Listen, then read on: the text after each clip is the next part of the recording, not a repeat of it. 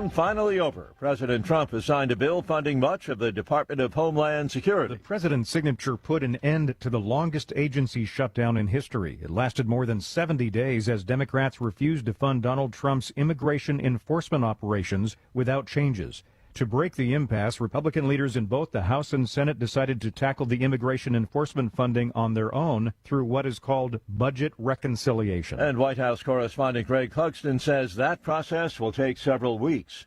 Gas prices, they continue to rise. Today's AAA national average, $4.39 per gallon for regular. It's up 9 cents from yesterday, but White House economic advisor Kevin Hassett expects the sky-high prices to be short-lived. We're more optimistic even than futures markets because we've started to account for the fact that UAE left OPEC, and they have a massive amount of excess capacity. They could turn the knobs up to 100% right away, and that'll have a huge effect on oil prices around the world. President Trump says Iran, despite perceived stubbornness when it comes to making a deal with the U.S., is most anxious to end the war. I mean, I don't know what stubbornness is because really nobody knows what the talks are except myself and a couple of other people.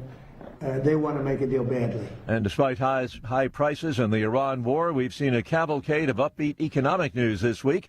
Manufacturing is hot, consumer confidence has come bounding back, and the housing market is picking up both in terms of construction and home buying. Federal prosecutors out with a video showing the moment a man armed with guns and knives tried to storm the White House Correspondents' Dinner last weekend. Intent, prosecutors say, on assassinating President Trump and members of his team. On Wall Street this morning, the Dow futures are up by 71 points. NASDAQ futures down 28. Townhall.com. Hey, I'm Kirk Cameron. Is health insurance eating up your budget for 2026? If you're looking for ways to better steward your finances, consider this: Christian Healthcare Ministries. It's a health insurance alternative at half the cost. Join CHM today by visiting chministries.org/wellness. While insurance companies tell you when to join, what to pay, and where to go, CHM is different. As a ministry, CHM allows you to share the burden of medical bills with other Christians. You can enroll, switch programs, or leave at any time. Christian Healthcare Ministries. It's a world of difference.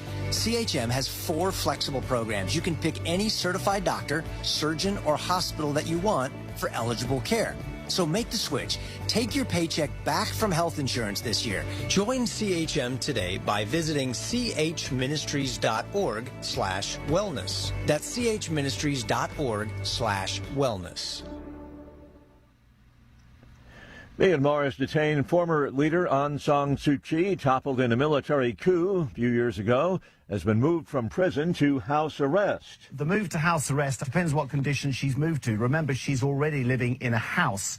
Technically, it's considered prison, but she was moved 2 years ago with a number of other elderly prisoners because of extreme heat. So we don't know what her conditions are like now. I know that her family and friends say they haven't had proof of life, but I think it's extremely unlikely that the military regime would be talking about her in this way and putting these images out if she were, in fact, no longer alive. The BBC's Jonathan Head. 45-year-old man charged with attempted murder in the stabbings of 2 Jewish men in London. The suspect faces 2 counts relating to the attack in Golders Green and a 3rd charge stemming from an attack elsewhere in the city on the same day that left a man with minor injuries. British government pledging to tackle anti-Semitism. News and analysis, townhall.com.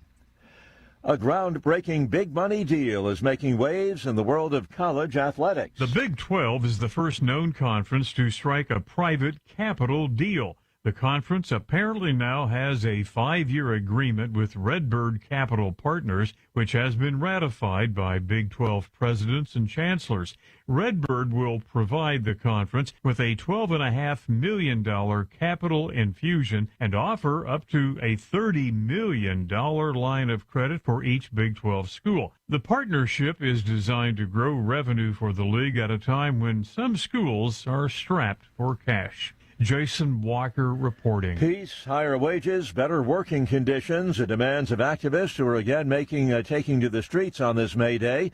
It is a public holiday in many countries overseas. In the U.S., foes of President Trump will not pass up the chance to air their discontent. Townhall.com. All right, folks, I need you to do something right now. Go to johnfredericksradio.com and take our brand new 2028 Republican presidential straw poll. Who do you want leading the ticket? Don't let the elites decide. Make your voice heard. While you're there, weigh in on two huge issues: eminent domain reform and President Trump's tariff policies. Are they protecting American workers or hurting growth? This is your movement, your vote, your voice, your choice. Go to johnfredericksradio.com right now and take the poll. It's finally here, our second annual mega sale. This sale only comes around once a year, so take advantage of the best offers ever while you can. For example, save 50% on our Giza Dream bed sheets, as low as $29.98.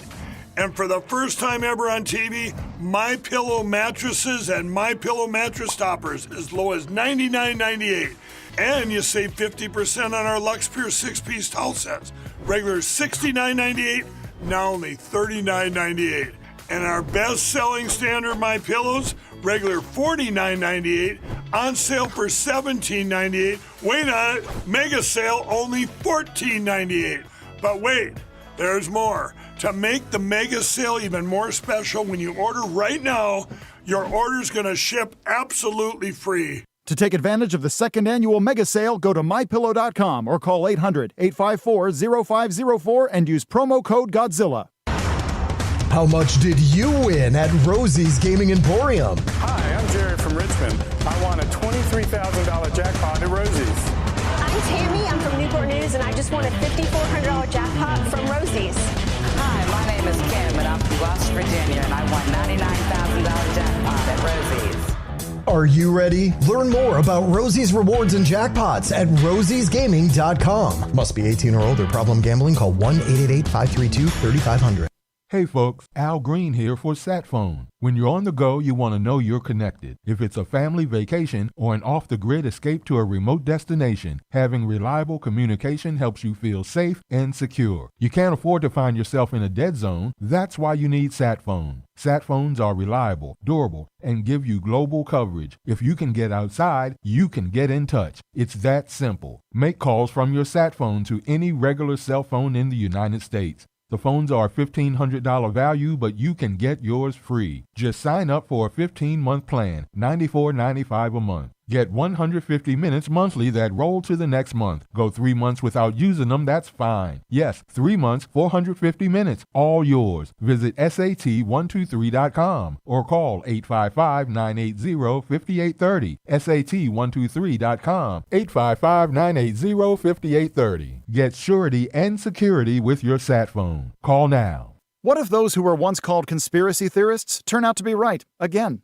A new study by Korean doctors claimed that COVID vaccines raise the risk of 6 cancers, including lung, breast, and prostate. Researchers analyzed health records from more than 8.4 million adults between 2021 and 2023, and their findings were published in Biomarker Research, a respected scientific journal. Critics dismiss it, but the data raises concern that spike protein exposure may be tied to long-term health risks. And Dr. Peter McCullough has been aware of this since 2020, which is why he collaborated with the wellness company to create Ultimate Spike Detox, designed to help your body clear spike proteins, reduce inflammation, and support heart health. With natural ingredients like nattokinase, dandelion root, and bromelain, it is your daily proactive defense from a man-made virus. Don't wait until symptoms strike or something unexpected happens. Experience the only formula approved and used by Dr. McCullough, one of the top doctors who risked it all. Go to twc.health/Godzilla. That's twc.health/Godzilla and use promo code Godzilla to get 10% off plus free shipping.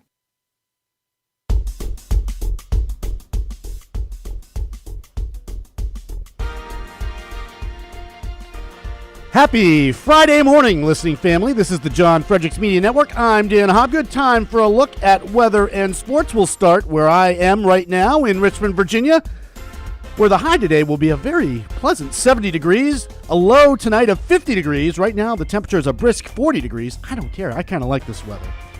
Meanwhile, the Flying Squirrels last night throttled Altoona 18-6. Doubleheader today to make up the PPD game from earlier this week on account of rain. Moving on to the nation's capital, the Nats beat the New York the Mets, 5-4. The Nats will host Milwaukee this weekend. First pitch tonight at 6:45 p.m. High today in the nation's capital of 68 degrees, low of 47 and showers. Right now, the temperature is 43 degrees. Troy Polamalu number there. All right, Atlanta. Well, wasn't the best day for Yins folks. The Tigers down the Braves 5-2. The Knicks close out the playoff series against the Hawks with a 140-89 win. Ouch. Well, the high today will be 69 degrees, a low of 53 and rainy. Right now, the temperature in Atlanta is 58 degrees. All right, City of Brotherly Love.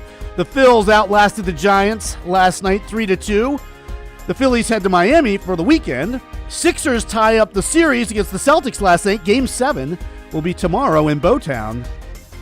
Tip-off at 7:30 p.m. High in Philadelphia today of Mario Lemieux, 66 degrees. A low of 50. Right now, the temperature is 46 degrees. Morgantown, look forward to the West Virginia baseball team hosting Kansas State this weekend. A high today of 61 with showers. A low of 36 and mostly cloudy. Right now, the temperature is 38 degrees. A little chilly. All right, Yinzers. Well, what else is new? The Cards swept the Buccos this week. Goody. The Pens, meanwhile, have a very busy weekend ahead, watching everybody else who's still playing in the NHL playoffs. Steelers declined fifth-year option on tackle Broderick Jones. He apparently drew a penalty just reacting to the news. High today in Pittsburgh of 55 and rainy, a low of 36. Right now, the temperature is also 36 degrees. Bringing you today's weather and sports update is the Godzilla Wins radio show for the best insight, analysis, and picks. Watch and listen to Godzilla Wins Saturday mornings, tomorrow morning, in fact, from 9 to 11 all across the John Fredericks Media Network. Plus, to get John's daily sports picks, go to GodzillaWins.com. Once again, that's GodzillaWins.com. This has been Dan Hobgood for the John Fredericks Media Network. Outside the Box with the Ox is next, followed by the incomparable John Fredericks Show. Stay tuned, everyone.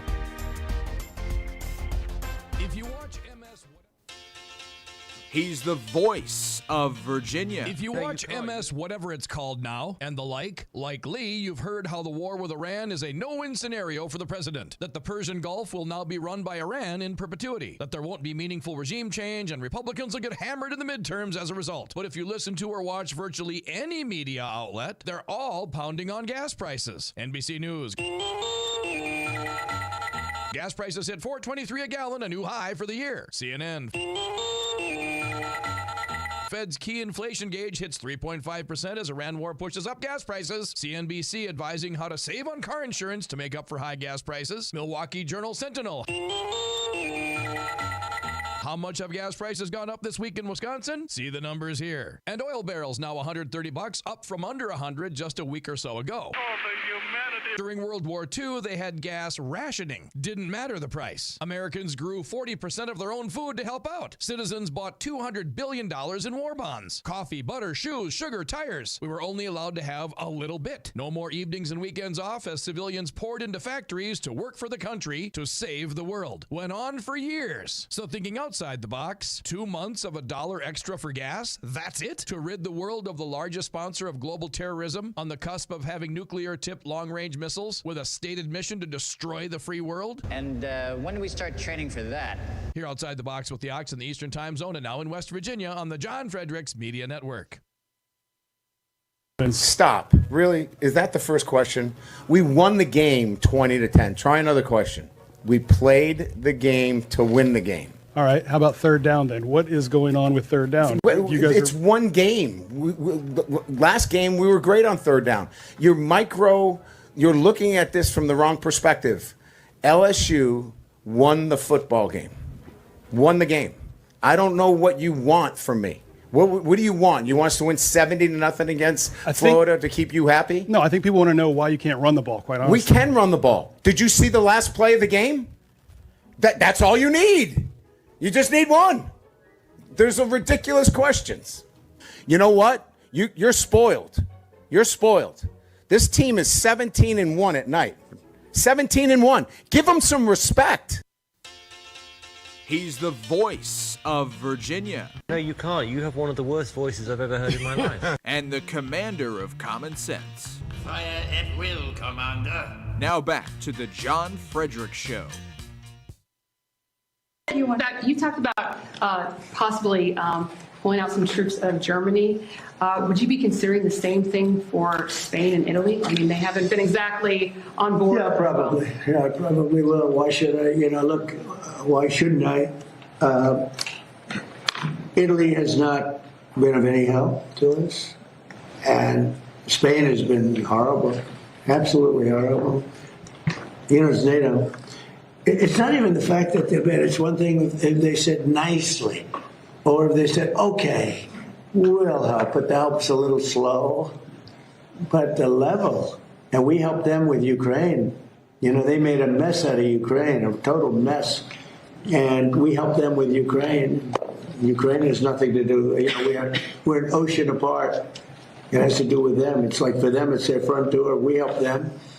And Biden gave them $350 billion, which was insane. It's one of the reasons the war went on.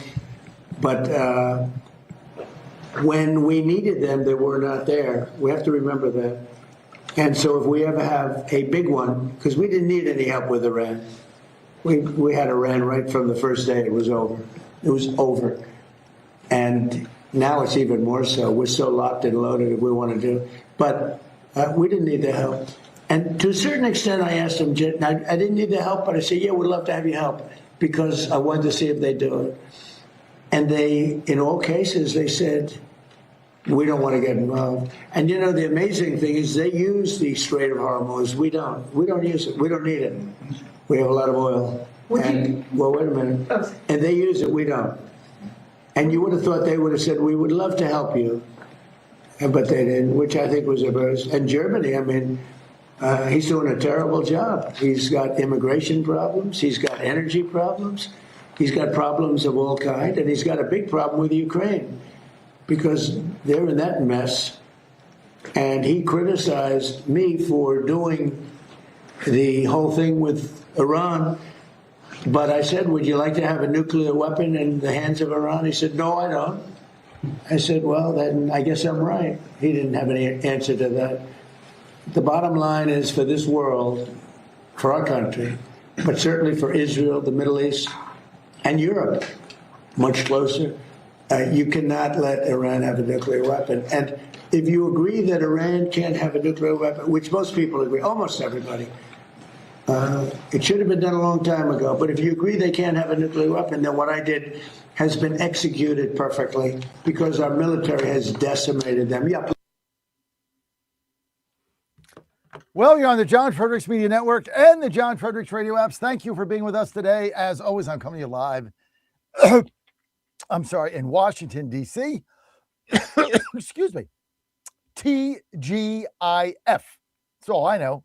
Today is Friday. I'm in the White House pool rotation today, but of course, President Trump flying out of town. So should have been in yesterday. I'd have gotten to go to the Oval Office. So kind of a potluck when you get in the pool. You don't really know what day they're going to do things. Excuse me. It's about a week ahead of time. So they put that out a week ahead of time. So you just don't know. But President Trump yesterday rolling out what I thought was one of the most brilliant plans, which is a 401k match plan that is mirroring federal workers, what federal workers get for small businesses and for small business owners and for small business employees. And they're going to match it. And I think that was the most brilliant thing I've done. It's got to go through Congress. Good luck voting against that if you're running for Congress, right? This is a brilliant plan because, look, we as workers should get what the federal employees get. We should get the same thing they get. I mean, we work 3 times as hard. I know there's a couple out there that really work hard, Marcy McCarthy and others, but there's a lot that don't. And you know it and I know it, right? So they get all this stuff. We get nothing. And President Trump's putting an end to that. So that was brilliant yesterday. He's brought drug prices down. But I tell you, the big news again is, remember I told you yesterday that this hadn't sunk in for the Democrats. The SCOTUS ruling 6-3 eviscerating Section 2.0 of the Civil Rights Act, which now enabled Republican governors with the caveat to get new maps because the gerrymandered minority-majority districts are now unconstitutional. It didn't sink into the Democrats. It took a day to sink in. It took a day for them to realize the party is done. I mean, what happened to them yesterday is incredible. I mean, all the governors have to do is what DeSantis did, what Governor Landry of Louisiana did yesterday, which postponed the primary election because he's got illegal maps. He said they're illegal. I got to follow the Constitution. Special session, I'm going to put the primary off. We're going to get new maps. We're going to comply with the law. Comply with the law. And there's nowhere for the Democrats to go. There's nobody for them to sue, and there's no seats they can gain anywhere, but you got to have the balls to call the special session. The next one has got to be Tennessee. Where's that? Alabama, where's that? Mississippi, Governor Tate Reeves, he's got one coming up on Monday. We got 2 seats there. If you do this right, you got 20 seats. Done. Over. Now, Harmeet Dillon yesterday from the federal level says, look, if the states won't do this, we will. Because this is now a constitutional crisis. The Supreme Court has ruled it's over. There is no higher court to go to. There is no judge to shop in San Francisco District 9 to overturn something or put a stay. Over. So now we got to act with boldness and clarity like Ron DeSantis did. I got his clip coming up in your face. DeSantis back on the national scene.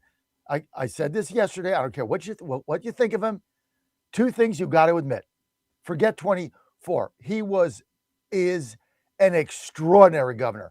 Maybe the best governor in the history of America, as far as I'm concerned. Unbelievable track record he's got. Forget 24. It's a disaster. And he's acting boldly now to maybe save the House. He says he's got 4 seats. I think he's got 5. I think there's 5 seats there. Supreme Court, Virginia, that ruling is coming. Could be today. Doubtful. Could be. Could be next week. Either way, they're not going to let this stand. This was a disaster for the Democrats. I mean, it is just sinking in. Now the Republican governors have to act. Harmeet Dillon yesterday tweeted out, if you don't act, we will.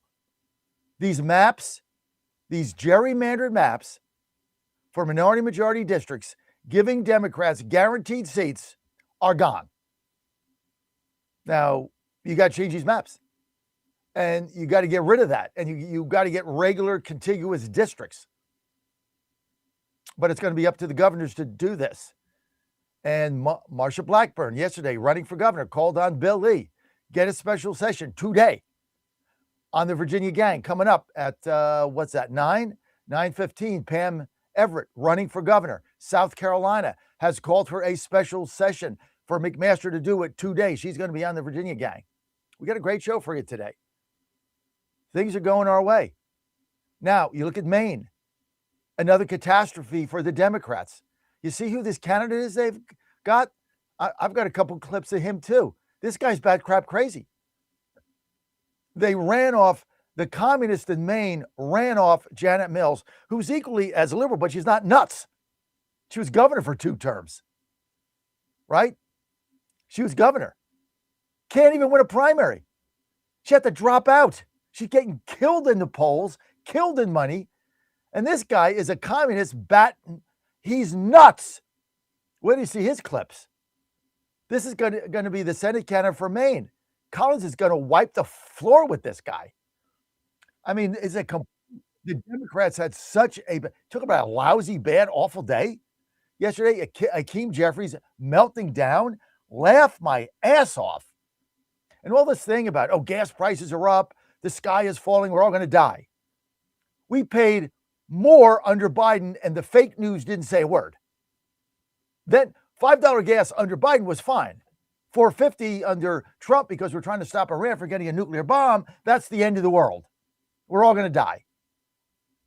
I mean, I don't care what the poll numbers say. I no longer believe any of this stuff. It's all nonsense. Trump is turning the corner. We're going to end this thing in Iran. They're not going to get a nuclear bomb. We're going to open up the straits. We're going to control it. Maybe it's another month. Maybe it's 6 weeks. I don't know, but it's coming. And then inflation is transitory, not like Janet Yellen lied to you, made it up. It is, because it has to do with oil futures because ships can't get through the strait, and they soon will, and the oil price will come back down. Meantime, we're producing more energy in the U.S. than ever and exporting it. The gas is going to come down again, below where it was. And the economy is going to start to boom. Consumer confidence is up. Manufacturing is up. Job report is up. GDP is up.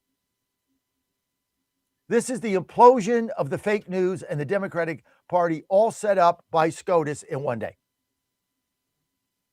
So I don't want to repeat what I said yesterday, but the meltdown of the Democrats, and then Harmeet Dillon coming in, who's with the Department of Justice, and said, if the governors don't act, we will.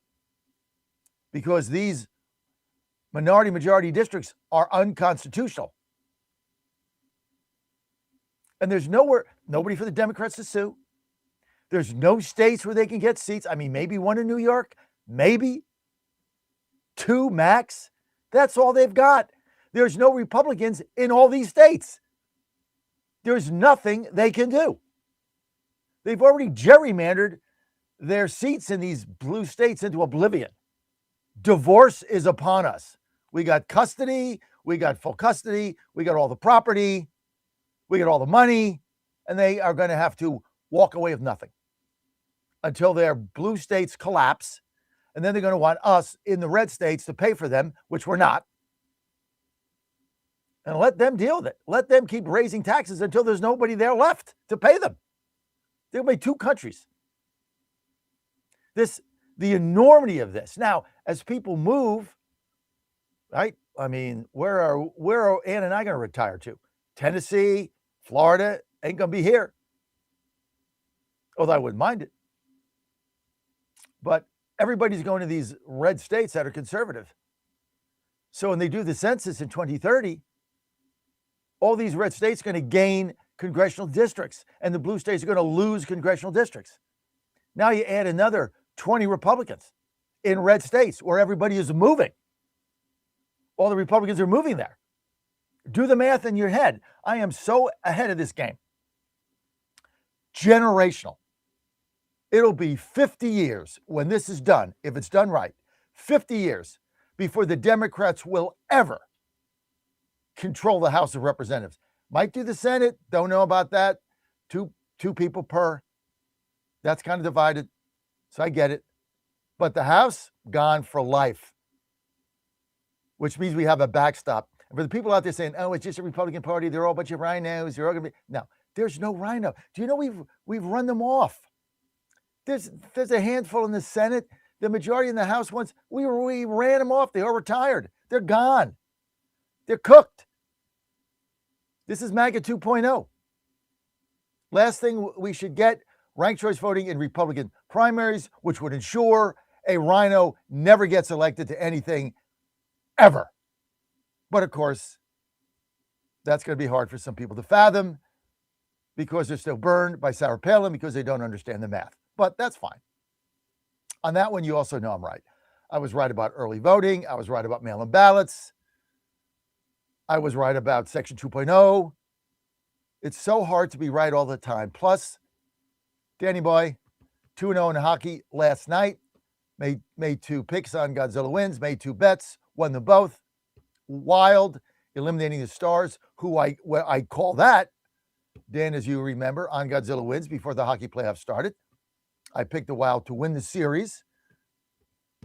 Bet them last night, winner chicken dinner. Also picked the Ducks over Edmonton, which no one did except me. I picked 2 underdogs. Both win. Caught the Ducks again last night at home in the pond. Anaheim's tough at home, man. You're amazing with these picks in hockey. I mean, why anybody isn't following you, I don't know. All I do is give you winners. I mean, it's all you do is pick winners. Look, you're incredible with these hockey picks. It's kind of a little like I'm wondering like what sort of magic juju beans you're using with it's you got it down, man. I mean, I have a couple losses in there. I bet the. Did you pick the Pens in Game 6? I didn't bet the game. I didn't like the game. I just didn't like it. Neither did the Pens. I know, but I mean, the game went to overtime. It was a tough game. I didn't like it. I don't like the Pens game. I bet the Sabres. I bet the Sabres at home to finish Boston after winning the 2 games in Boston. I lost that, so I don't win them all, but I'm way up. You're way up, yeah. I had two wins. I will vouch for you. Yeah. Night on Sunday, I picked 3 out of 4. But the hockey playoffs are. I mean, the 2 games last night. I went to bed. I didn't obviously see the Anaheim game, but that was 5-2. Those were easy wins. But a lot of these going to double overtime. Yeah, it's been a remarkable playoff so far. Yeah, it has. It has. So, most dangerous team now in the West, Wild. Nobody wants to play them. Nobody wants to play them. I know what you're going to say in the East. Flyers. Yeah. Flyers. Yeah. I don't want to play the Flyers. Nobody wants to play the Flyers either. Flyers are playing on house money. When you're playing on house money, it changes everything. They're just playing on house money. Yep. That's it. They went to the blackjack table with $100. They made 3 bets. They got 3 blackjacks, doubled down. Now they got $1,000 at the table, and they put up 100. It's like party time. Yeah. What a bad draw for my Pens the first round. I think they would have done better against some other teams, but Flyers are on fire. They're just the hot team right now, at least in the East, and the Wild, like you say, in the West. They're playing with house money. Go to GodzillaWins.com every day, GodzillaWins.com. Get my picks up there. On Sunday, I do a column, which comes out on Sunday. But for all your daily picks, just go to GodzillaWins.com. It's free. Why do we do it? Out of the goodness of our heart. Oh, my goodness. Believe that one. Hey, got a big event coming up on June 16th. I need you to be there. Hey, I got to go to a break. I'll be right back. Coffee's brewing. Folks, this is Crom Carmichael, CEO of Soul Tea. I have recently turned 77 years old. I do not take prescription drugs. I have not had to take prescription drugs, and I attribute a lot of my good health to a product that I've been taking, which is the active ingredient in Soul Tea. It's a 22% concentration of theaflavin. We did clinical trials on it 25 years ago and found that it helped lower cholesterol. We have had many, many hundreds of letters and emails from customers telling us how it has helped them not only manage their cholesterol, but lower their triglycerides and help them on their blood pressure. And I can't tell you how much I attribute to Soul Tea for my good health at age 77. And I encourage you to go to GodzillaHeart.com. That's GodzillaHeart.com. And use the code Godzilla at checkout, and you'll get a 50% off on your initial shipment of Soul Tea. And I promise you it will be a great help for your heart health. Thanks so much. In a time when everything feels political, one place must rise above it all: the courtroom, where the law rules and integrity matters. In 2020, Georgians came together, electing a justice who believes in protecting our courts. I'm Georgia Supreme Court Justice Sarah Warren, and here's what I believe. I believe in the rule of law, the separation of powers, and a judge's limited role to interpret the law as written. I believe in a nonpartisan judiciary, impartial judges who don't advocate for political positions or outcomes. I believe in deciding cases without bias or favor, treating everyone with dignity and respect. As a justice on your Supreme Court, I've upheld these values. With your support, we'll maintain the integrity of our courts. Vote to re-elect Justice Sarah Warren. Vote early starting April 27th or on Election Day, May 19th. Paid for by Georgians for Justice Warren, Inc.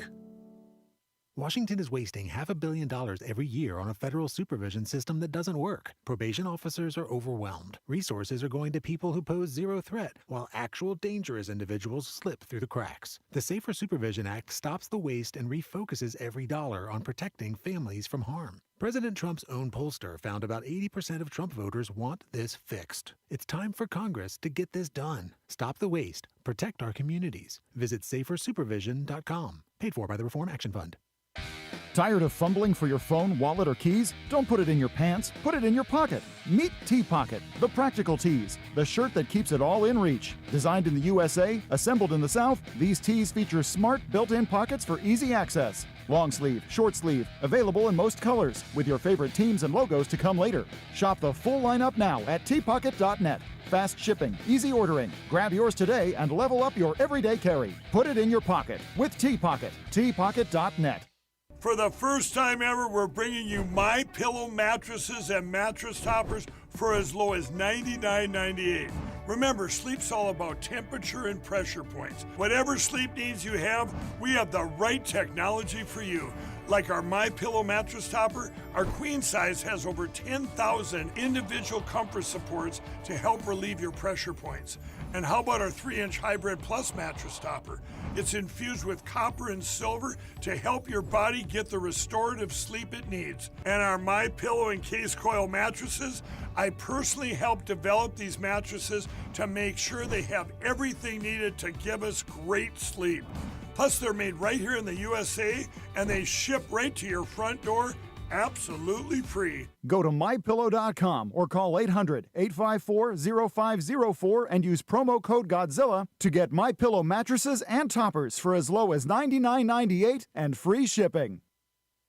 What happened was that second game, we got our ass kicked, or the second half. We just got our ass totally kicked. We couldn't do diddly poo offensively. We couldn't make a first down. We couldn't run the ball. We didn't try to run the ball. We couldn't complete a pass. We sucked. The second half, we sucked. We couldn't stop the run. Every time they got the ball, they went down and got points. We got our ass totally kicked in the second half. That's what it boiled down to. It was a horse performance in the second half. Horse. I'm totally embarrassed and totally ashamed. Coaching did a horrible job. The players did a horrible job. We got our ass kicked in that second half. It sucked. It stunk. Don't touch that dial. You found your home of the truth. Do you solemnly swear to tell the truth, whole truth, and nothing but the truth? With the best analysis in America. You can't handle the truth. And now back to the John Fredericks Show. TGIF, you're on the John Fredericks Media Network. I am your Godzilla of the truth in America. Well, Hakeem Jeffries. I mean, I'm having too much fun. Let me just say something. Can we talk a second? Because this show is about truth and clarity. You know that, right? Truth and clarity. One man with courage makes a majority. I know that's why you tuned me in. So I appreciate that. All of my 5 and 6 a.m. listeners that have been with me forever and ever and ever. I don't take you for granted. I get up every day for you, so thank you. But let's just talk a minute before I have my first sip of my 1775 freshly brewed dark roast coffee, which is waiting. It's got my name on it. Let's just talk for a second, okay? I know that everybody's sometimes gets down about the political climate, right? And you're upset about rhinos and this and that, and you're, texting in caps and all this stuff, and never Trumpers. And listen, the last 2 days are great days. Embrace the victory. Okay? It's not perfect. Nothing's perfect. Embrace it. Get a spring in your step. Stop worrying about rhinos and never Trumpers. They're irrelevant. They no longer matter. None of the candidates coming up can ever win with that label because we have taken control of the party apparatus. In these nominating situations, they can't win anymore because in every single primary, we've got more money and better people. And they can't win. So the griping and the grousing and this is, and I know a lot of you guys have got and gals that got PTSD. You've got, I'm going to call it political MAGA PTSD. And you're just, you hear a gunshot go off and you dive under the table. I mean, I get it. It's just somebody like dropped the garbage can. I mean, I get what you're going through. I really do. But the reason I'm so fired up, none of that matters now. That is all in the rear view mirror. Look forward, look ahead. And what you're looking ahead of, if the Republican governors get off their fat butts and get this done, you're looking at a generational MAGA House of Representatives majority that you cannot shake loose in 50 years, which will protect you from the communists. It will protect you forever in your lifetime and that of your kids. If you look at Maine and what has happened there, I mean, Janet Mills is a libtard beyond belief, but she was a 2-term governor. She had to drop out of the race because a communist was out polling her and out fundraising her, and she was backed by Schumer. Their party is in a shambles. It is run by communists. They have taken over, and there's nowhere for them to go. The fault, like, you know what? Number one thing that Napoleon said, what did he say? Other than one man with courage makes a majority. The other thing Napoleon said is, if your enemy is imploding, get out of the way. We need to just get out of the way. Let them implode. Laugh your tail off. Enjoy the moment. Carpe diem. Seize this opportunity. No grousing. No complaining. This isn't a time for that. This is a time for rejoicing and work. And get these maps done. And get this census done. And they'll never have the majority again. This is the beauty of what has happened in one day. And I don't care what the fake news is saying. Well, you know, the Democrats could do. The Democrats can't do anything. Look at Akeem. I got some of these clips here. I mean, you look at these people, the meltdowns they're having. Because they know, like I did yesterday, they're done. And the Democratic Party is being taken over by the communists, which I also told you 2 years ago was coming down the pike. And it's right there. Their leader is Mandami. Their leader is this imbecile in Maine. This is incredible. I mean, this is a seat they can actually win. They just gave it to us. They just handed Susan Collins a gift card. Here's $1 million gift card. Do what you want with it. She can't lose now. This guy's not going to beat her. That's why I'm going on a bus tour in Maine. Look, is she perfect? No. But the other guy's a communist. Right? Nobody's perfect except our Lord and Savior, Jesus Christ, who died 2,000 years ago. Nobody else is perfect. Right? Chill. Be happy. I want you to go in this weekend being happy. Don't be telling me about rhinos and never Trumpers and the party and forget all that. None of that matters now. As far as the Supreme Court is concerned, all the bad decisions they made, all the time Robert screwed us and Amy Coney Barrett screwed us, the tariffs, right down the line, stabbed in the back, all is forgiven. All debts are forgiven. All IOUs, I return them. We got a clean slate because you made the most impactful decision in 100 years, which is getting rid of these districts, which has cemented a power base for the Democrats, which just evaporated in one ruling. And they have built on this and built on it, and now it is gone. And now they actually have to win an election based on what they're doing, not on race. That's why they're screwed 7 days to Wednesday. And it's a beautiful thing.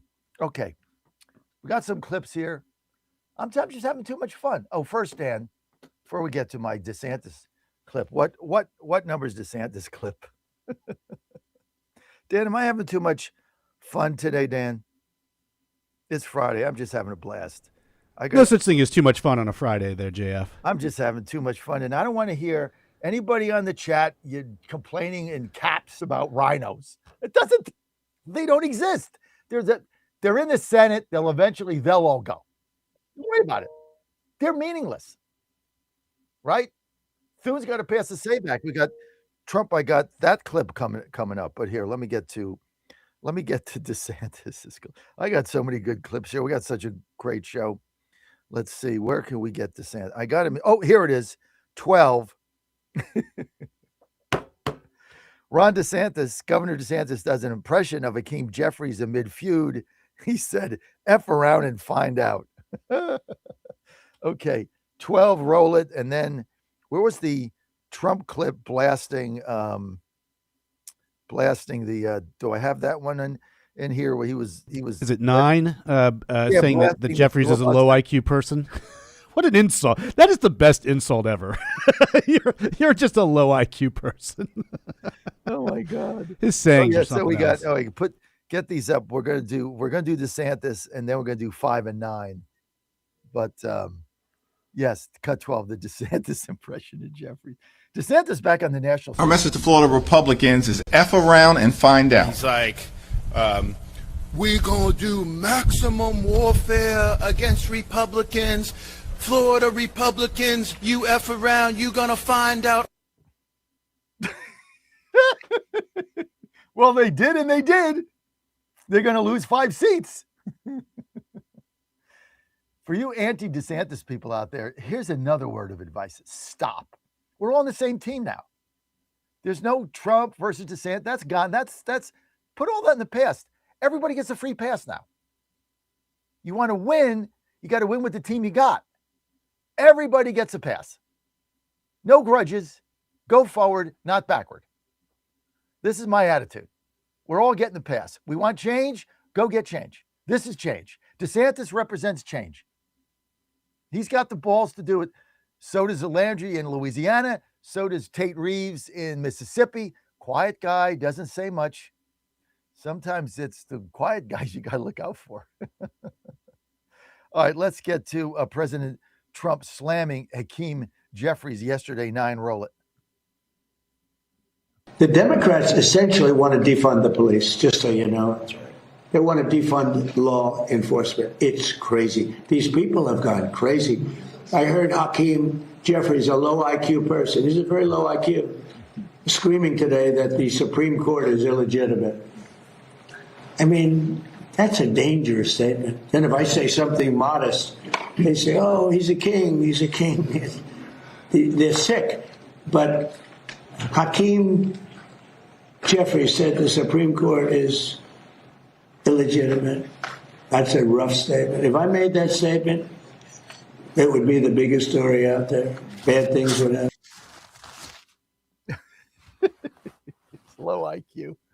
Oh my God. Let's get to cut 5. Here's President Trump calling for the ending of the ridiculous John Thune filibuster. Roll it. 5. You pushed on Truth Social, calling on Senate Republicans to blow up the filibuster. It is a big issue with MAGA. MAGA wants you to get rid of it. They should do it.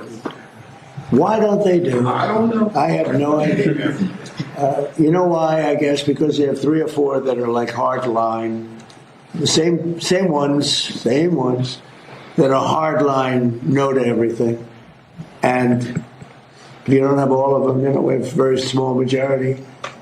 John Thune's a good man. I said to him, John, just go take the vote. Let's expose who the people are.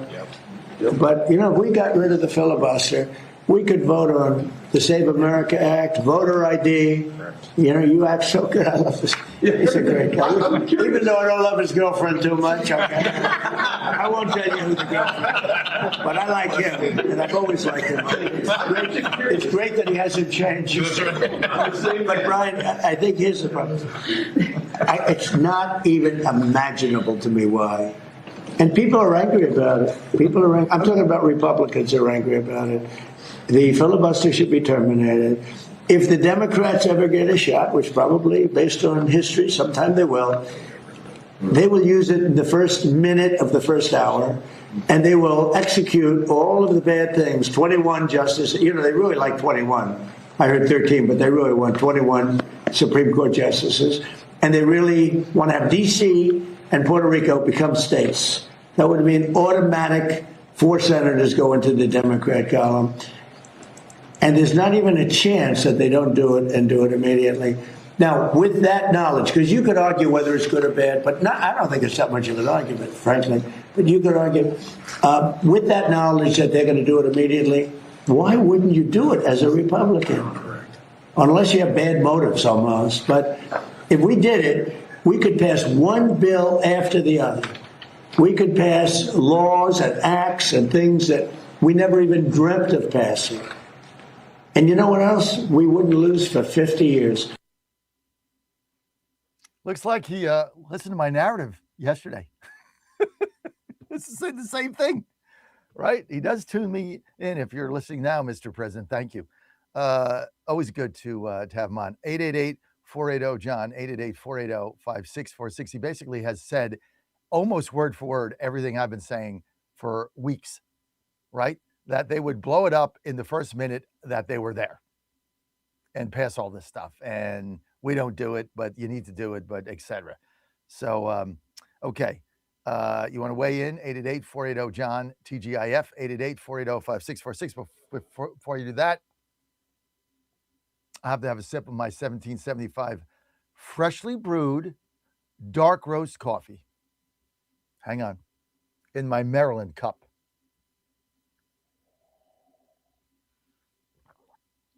Damn, that is good coffee, Dan. I can't believe how good that coffee is.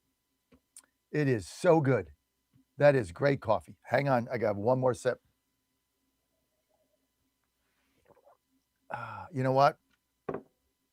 From day to day, Dan, I forget how great this coffee is. Smooth yet bold.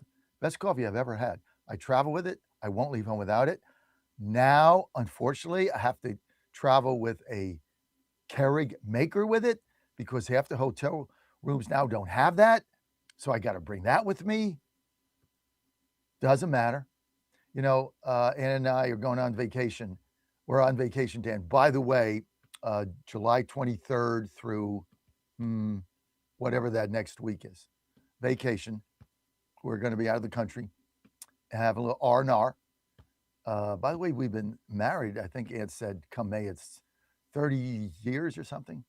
Something like that. Long time. So we're going to go on vacation. Maybe I'll get Reed to sit in for me. If I remember that, I'll text him now. Text Reed. See if he can sit in for me. You guys who can play like WRVA like the old days. I'm here for you, Danny boy. 888-480-JOHN. You want to weigh in. But my coffee, Dan, it's so good. Now, I urge everybody, this is the official coffee of the John Fredericks Media Network. 1775 coffee. You know why it's so good, Dan? Beans are in Bolivia. Coffee beans are from Bolivia, one of the highest mountains. But here's the key. They're fresh roasted daily. See, other companies, they'll take the beans, they'll ship them, they'll freeze dry them, this, that. No. These are fresh roasted daily, which makes it bolder, better, smoother, and relatively inexpensive. Now, somebody said the other day, I was at CPAC, they said, oh, we drink Warpath. Do you know that that is $2 a pod? If you're doing the Keurig, it's $2. The hell's got $2 for a cup of coffee? Mine's like 80 cents, 75 cents, right here. Priced right. I don't want to gouge people for profit. I would never do that. You guys know that. 888-480-JOHN. Go to 1775coffee.com. 1775coffee.com. Promo code Gazelle. Boom. 10% off for you because we love you guys. And you're going to love this coffee as well, Dan. Dan knows he's not a coffee drinker. Dan, I understand your father is coming on the Virginia Gang today. Yeah, he's really excited about it. Is that a true rumor? That's a true rumor, which I guess means it's not even a rumor anymore. But I actually went to my parents' place. My dad is 74 years old. He's a very youthful 74. But as with people who are that age, maybe not the most tech savvy. So I went over to their place last night to make sure that he was all set up and ready to go. Because you know how it is on this show. We like our guests to have their I's dotted, their T's crossed, to be ready to go for video and everything. So we just want to make sure it's a smooth appearance for him today. But yeah. All good. You're a good son, right? Yeah, and well, he's a good dad. I pale in comparison to him. He's a great man. I'm like the Danny DeVito twin. It's like I'm the leftovers. I'm the scraps. But I get the text thing. The other night I had to call Joe while he was on the road in Lansing, Michigan. I think they played Michigan State last weekend. So after the game was over, I had to wait till we got to this hotel. I had to call him and ask him to walk me through how to get the hockey game on. Like I had no idea how to get the hockey game because I got to go to some channel or something. I had no idea. What provider do you use for do you use cable still or no? Okay. We got rid of cable. I mean, I have direct TV. Direct TV? Okay. I have direct TV, but then we have Roku, so it's all app based. But I do have direct TV because you can't get the regular channels, so I have that. But then you got to get YouTube Live to get the football, the NFL ticket. Okay. And then you got the ESPN Plus. I had to download like the Big Ten all app, the apps, the Big 12 app. Yeah. And I couldn't find out how to get a hockey game. Whichever one I wanted, I couldn't find it out. It was on at 10 o'clock on Friday night. I don't even remember who was playing Anaheim, I think. So I had to wait till he got to his hotel and he had to tell me how to get that. I mean, I don't know how to do all this stuff. Well, it feels like everything is somehow internet-based these days. I mean, I think even DirecTV, I think they're doing streaming stuff now, I think, through internet rather than satellite. I think. I was a DirecTV customer years and years ago when they had Sunday Ticket. But yeah, that was back. You know, now you got to buy it. You got to download the app. It's YouTube TV Live. Yeah. To get the NFL ticket, which of course I can't live without. And then of course I get the Astro games on MLB. You got to pay for that. That's an app. And then of course, you know, this is the disaster. So I'm not watching the game to the extent that I did. Not predicting the World Series for the Astros anymore, huh? No, we just the whole team's hurt. I mean, it's a sad state of affairs. Worst record now in the American League. You know, it's horrible. But but then I get the Big 10 app, the Big 12 app, this app, that app, and what else you got to pay for all this stuff. But it's very convoluted. It's tough to find these games. I mean, you got to really be savvy about how to do this. Well, I'm a YouTube TV guy now, so I switched over before they got Sunday Ticket, so that was serendipitous. But yeah, I'm glad that I'm back with the home of Sunday Ticket if I choose to make that large expenditure and get it. Well, you almost have to. I mean, if you're a football fan, it's amazing to be able to watch all those games. You just have to. I mean, yeah, especially if you like me, I bet football don't do as well on football as they do in hockey. I make all the money doing hockey, then lose it all back on football by Thanksgiving Day. It's all gone, right? Well, part of the reason the football is the number 1 sport in the country now. No sport looks better on TV than football. Right. Football benefits so much from television coverage. If you don't live in the city of your team, then you have no choice. Like I want to watch Titans play, you got to get an NFL ticket. Sure. So it is what it is. But then you got other games on. But what was it the other day? I was trying to watch something and it was at the pay for. So the Astros are playing the Orioles, right? Mm-hmm. So second game of the doubleheader. I figured, well, they already got blown out in the first game. Why not I see how Colors is doing? So I put on MLB. Oh no, I can't have that. Blacked out. I have to buy MASN or something. Okay, yeah, for local coverage. And that's like $30-$40 a month. I'm like, I'm not doing that. Like I don't care about the Orioles or the Nats. Like, but I couldn't watch the game, so I was blacked out because I had to buy MASN because they're playing the Orioles. Like screw that. So it's just it's just annoying. 888-480, John, you want to weigh in? 888-480-5646. Got plenty of clips coming up. We've got a great lineup for everybody today. Absolutely fantastic. We've got Colonel Dunn is going to be with us. We got the Virginia Gang at 9. We're going to be talking about the redistricting. We've got your father on. We've got Lieutenant Governor Everett of South Carolina running for governor. She's going to be on the Virginia Gang. All coming up right here in the John Fredericks Media Network. And President Trump on fire. What he did yesterday with this 401k plan match for non-federal workers, saying you guys deserve what everybody else gets here in the federal government. I thought that was brilliant. Look, all this stuff is going to come down the pike. This is why I'm so optimistic about the future and why this decision by the Supreme Court is landmark and generational. And nobody is getting it. It's amazing. John Fredericks Media Network. Stay with us with your calls. 888-480-JOHN. Colonel Dunn next. Also, AI Meltdown coming up.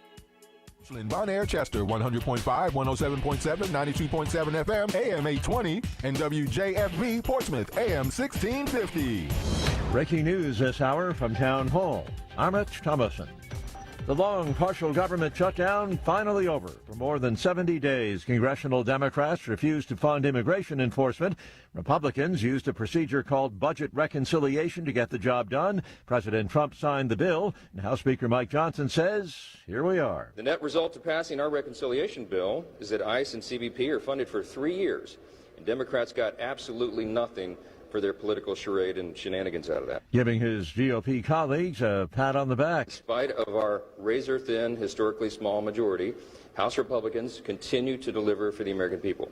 We will continue to do that for the remainder of the year, and that is a large reason why we are going to win the midterms so that the grown-ups can stay in charge here. While gas prices continue to soar, President Trump says once the Iran war is over, they'll come down quickly.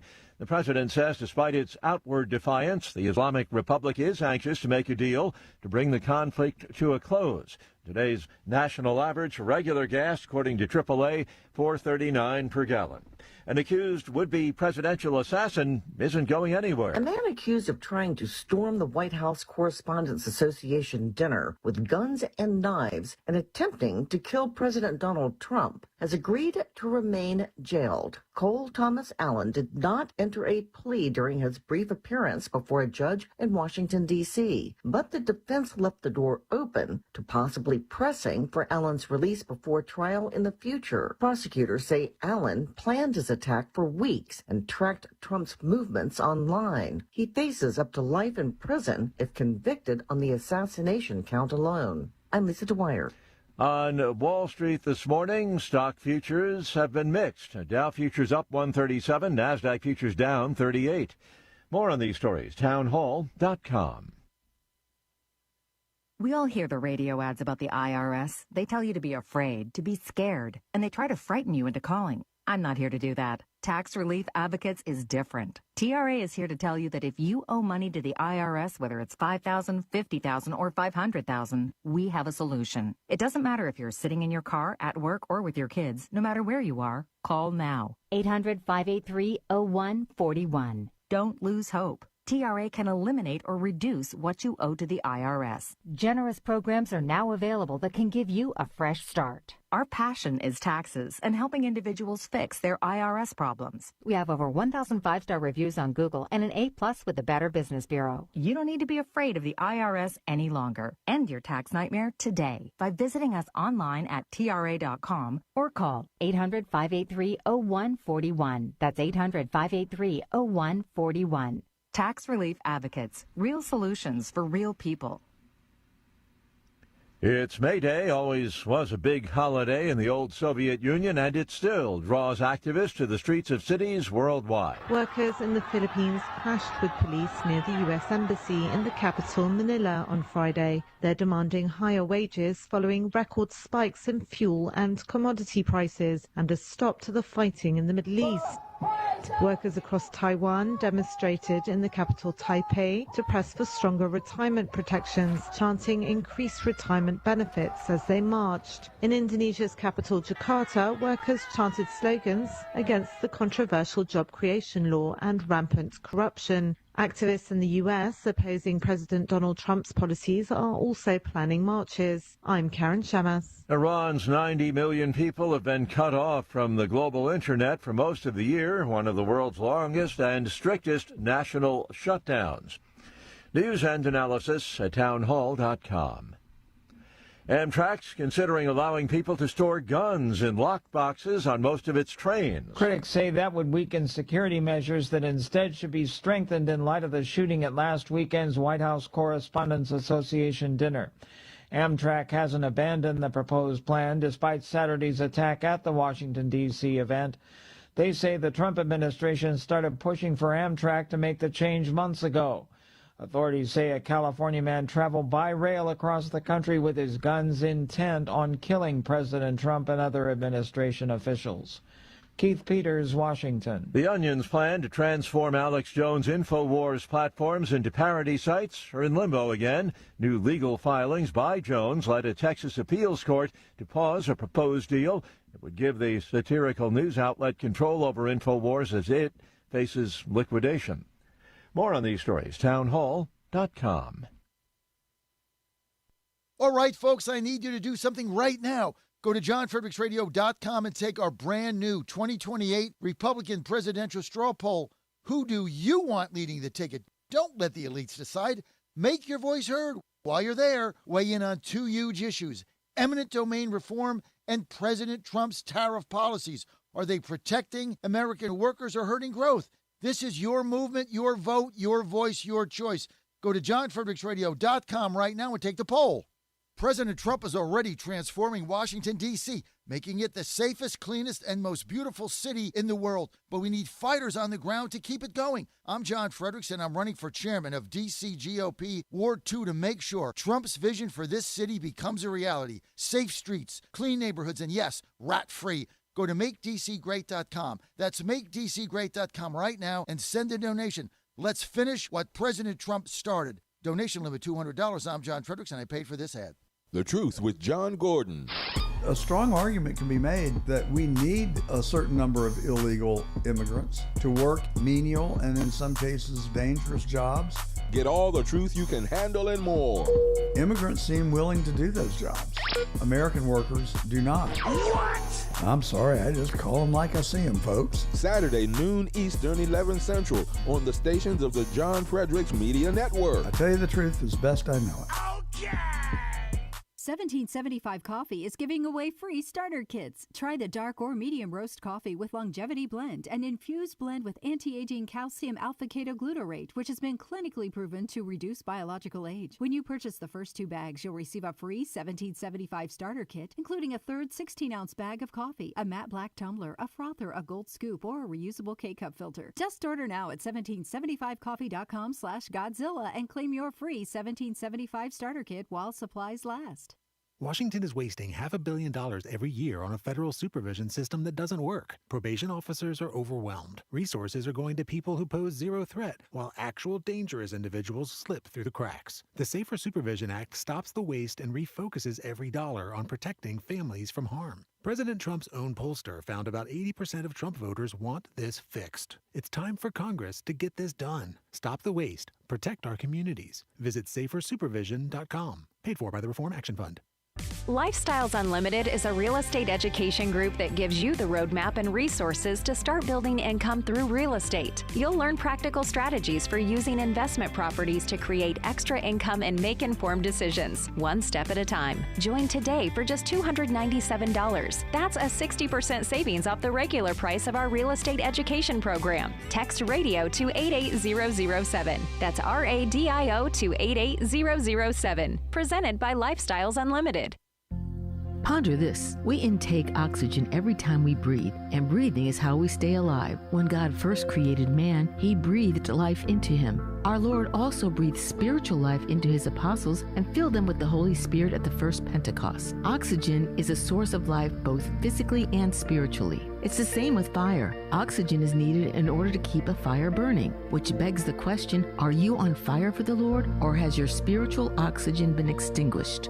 To answer this, we must go to the source. The source of our spiritual oxygen is the Lord himself. Without him, there is no life within us. Those are his words, not mine. We are called to tap into this life source by baptism, daily prayer, and receiving the sacraments, especially Holy Communion if you are a Catholic, in the state of grace. If we tap into this life source every day, our lives will be filled with the love of the Lord, our spiritual oxygen. I'm Susie Kelly, and I am passionately Catholic. He's your Godzilla of the truth in America. Run! It's Godzilla!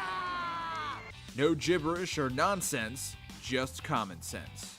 And now back to the John Fredericks Show.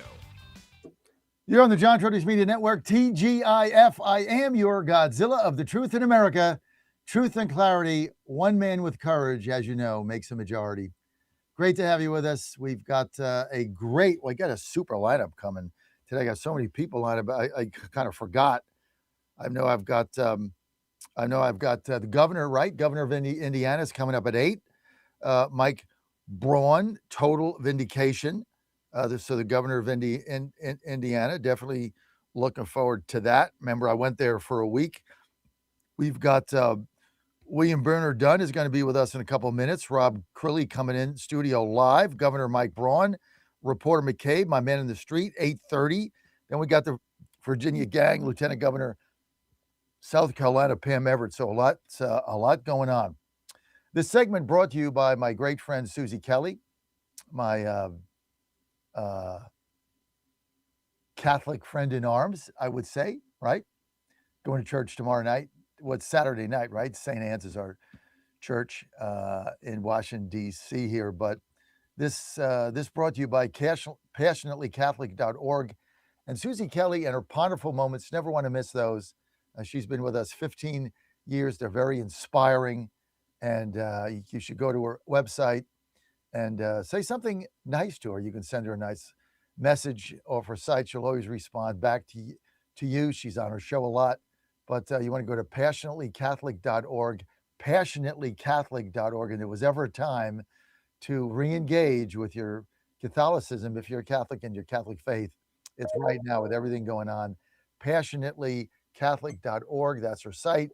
And just a wonderful lady and so spiritually gifted she is. And her wonderful moments are just phenomenal. They're so inspiring. I don't know how she comes up with them. But every month we get a new batch. I think we got about 250 of them now. So she does a super job. Just go to passionatelycatholic.org, passionatelycatholic.org, and always our best and prayers go to our good friend, Susie Kelly, who's sponsoring this segment. So thank you so much. Appreciate it. Joining me now, Colonel William Bernard Dunn. And of course, he's an author. He's also retired. Knows a lot what's going on, and we're going to get his take here. Colonel, thanks for being with us today. Hey, John, good morning. Thanks for having me today. Always good to get you, Colonel. So every week we have you on. Every Friday, things are changing. Yes. Now there's a level of frustration by us, people like me that were for like getting in and out in 2 weeks, and now I just want to finish a job. I don't know why they would ever control the straits again. This is Iran. I don't know why we just don't bomb them into oblivion and get rid of them. Obviously there's uranium there because they won't give it to us.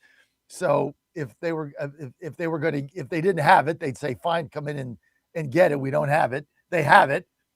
So President Trump has been proved to be right, but now there's just frustration because we're just standing around.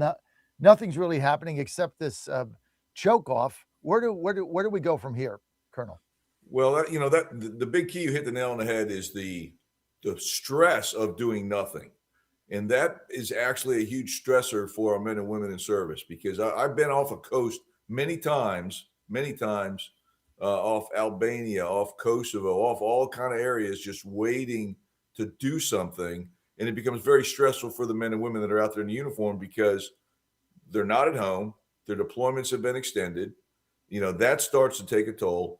And then what the country is seeing is a stalemate, if you will, even though that's really not what's happening, but that's what it looks like. And then you get that rhetoric that we're turning into a quagmire. Now, I agree we should not just go blow up all the economic targets. I do think taking out, and maybe they're planning this, some more of this regime is probably a requirement. But you hit the nail on the head. We cannot leave this without truckloads of enriched uranium in U.S. possession. Because if we don't, we're going to get eaten alive by the Democrats, by our own countrymen are going to say this is a bad thing.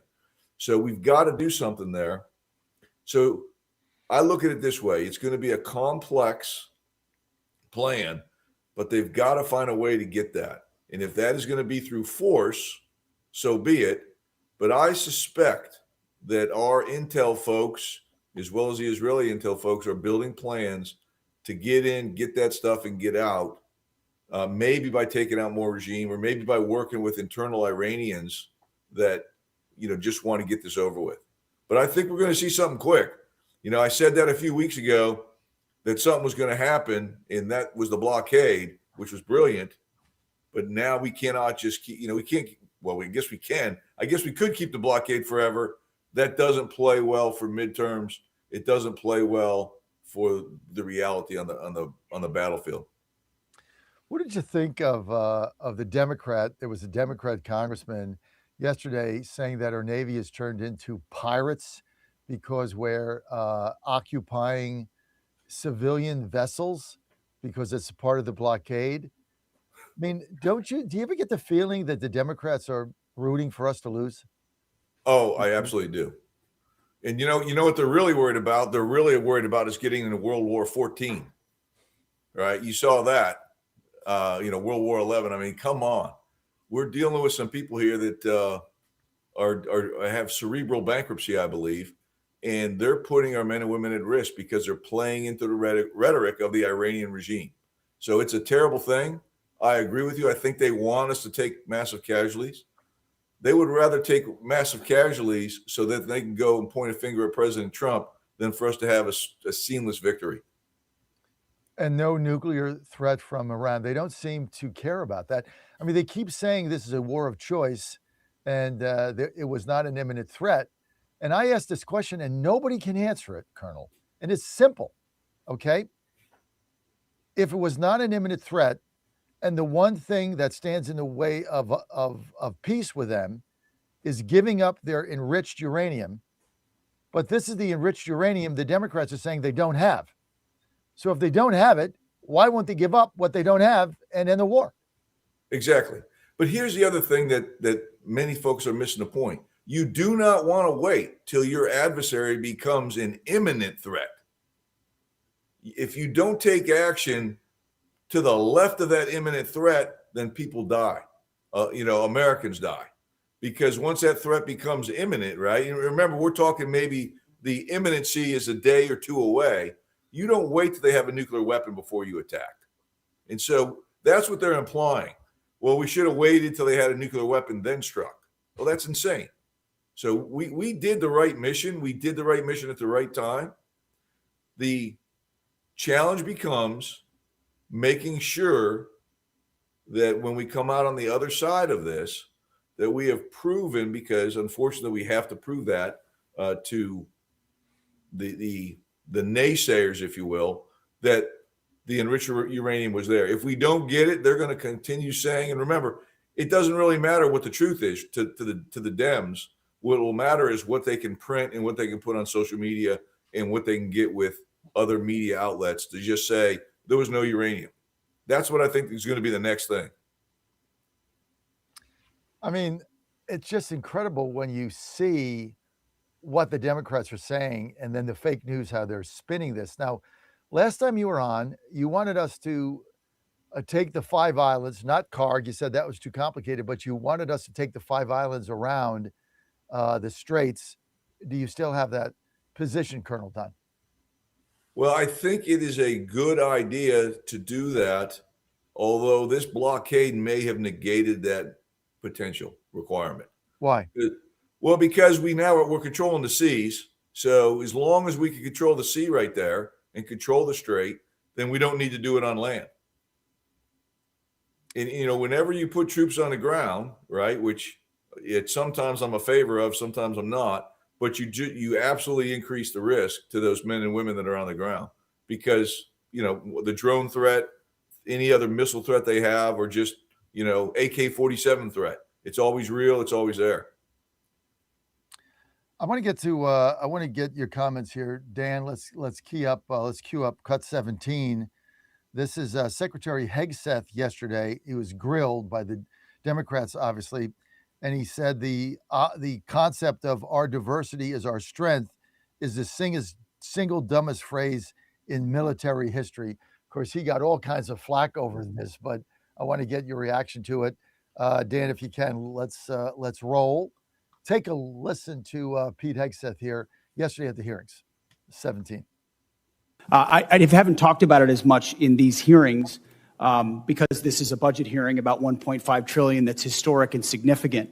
But underwriting the change that we've seen at our department was a laser focus on getting back to basics And the key word to that is merit.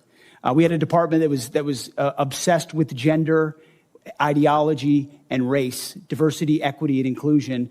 In fact, the mantra you would hear dripping from the lips of generals and with a serious look on their face was, "Our diversity is our strength," which is the single dumbest phrase in military history. Of course, our diversity is not our strength. Our unity is our strength, our shared purpose, the flag we wear, and the Constitution we serve to defend. And when you clear that debris away, whether it's Marxist ideologies or social engineering or political correctness or quotas based on gender and diversity, you get the best of the best rising up, regardless of gender, regardless of race, motivated by that environment where merit reigns. It's accountability, standards, lethality, readiness, training, all the debris wiped away. That is the secret sauce of the revival of the War Department and why Americans are attracted to serving in it and why those inside it, why morale is sky high. And any insinuation that it is not are coming from folks who haven't been in our units recently. Go visit the troops at every level, and their morale is at record levels. And I want to talk reaction, Colonel Dunn. Yeah, absolutely. Right. What our strength is, meritocracy is our strength.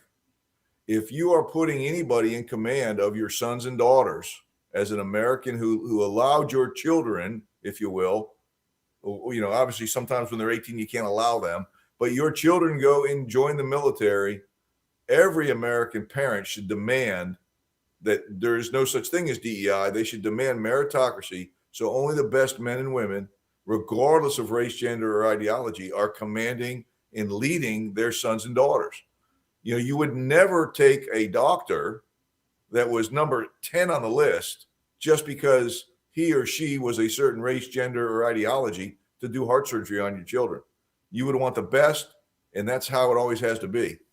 We cannot put men and women in harm's way being led by anybody that is just been promoted solely because of their gender, their race, or their ideology. It's criminal. It should be illegal. And I like what the Supreme Court did yesterday for some voting things. And hopefully we'll see in the future that all of this becomes a thing of the past. So let's get to President Trump here and on Iran. And he says, we have a problem because nobody knows who the leaders are. Dan, we're going to get up cut number 11. I'm going to get Colonel Dunn's reaction to this as well. Like, who are we dealing with here, right? 11, Dan, roll it.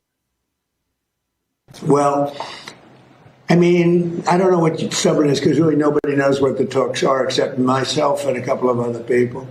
They want to make a deal badly. And we have a problem because nobody knows for sure who the leaders are. It's a little bit of a problem, The leaders have been wiped out along with their military, almost all of their military. I mean, think of it. 159 ships was their total Navy. 159 ships are gone. They're underwater. They're way below sea level. Sea level is a big difference. Pretty deep waters over there, too.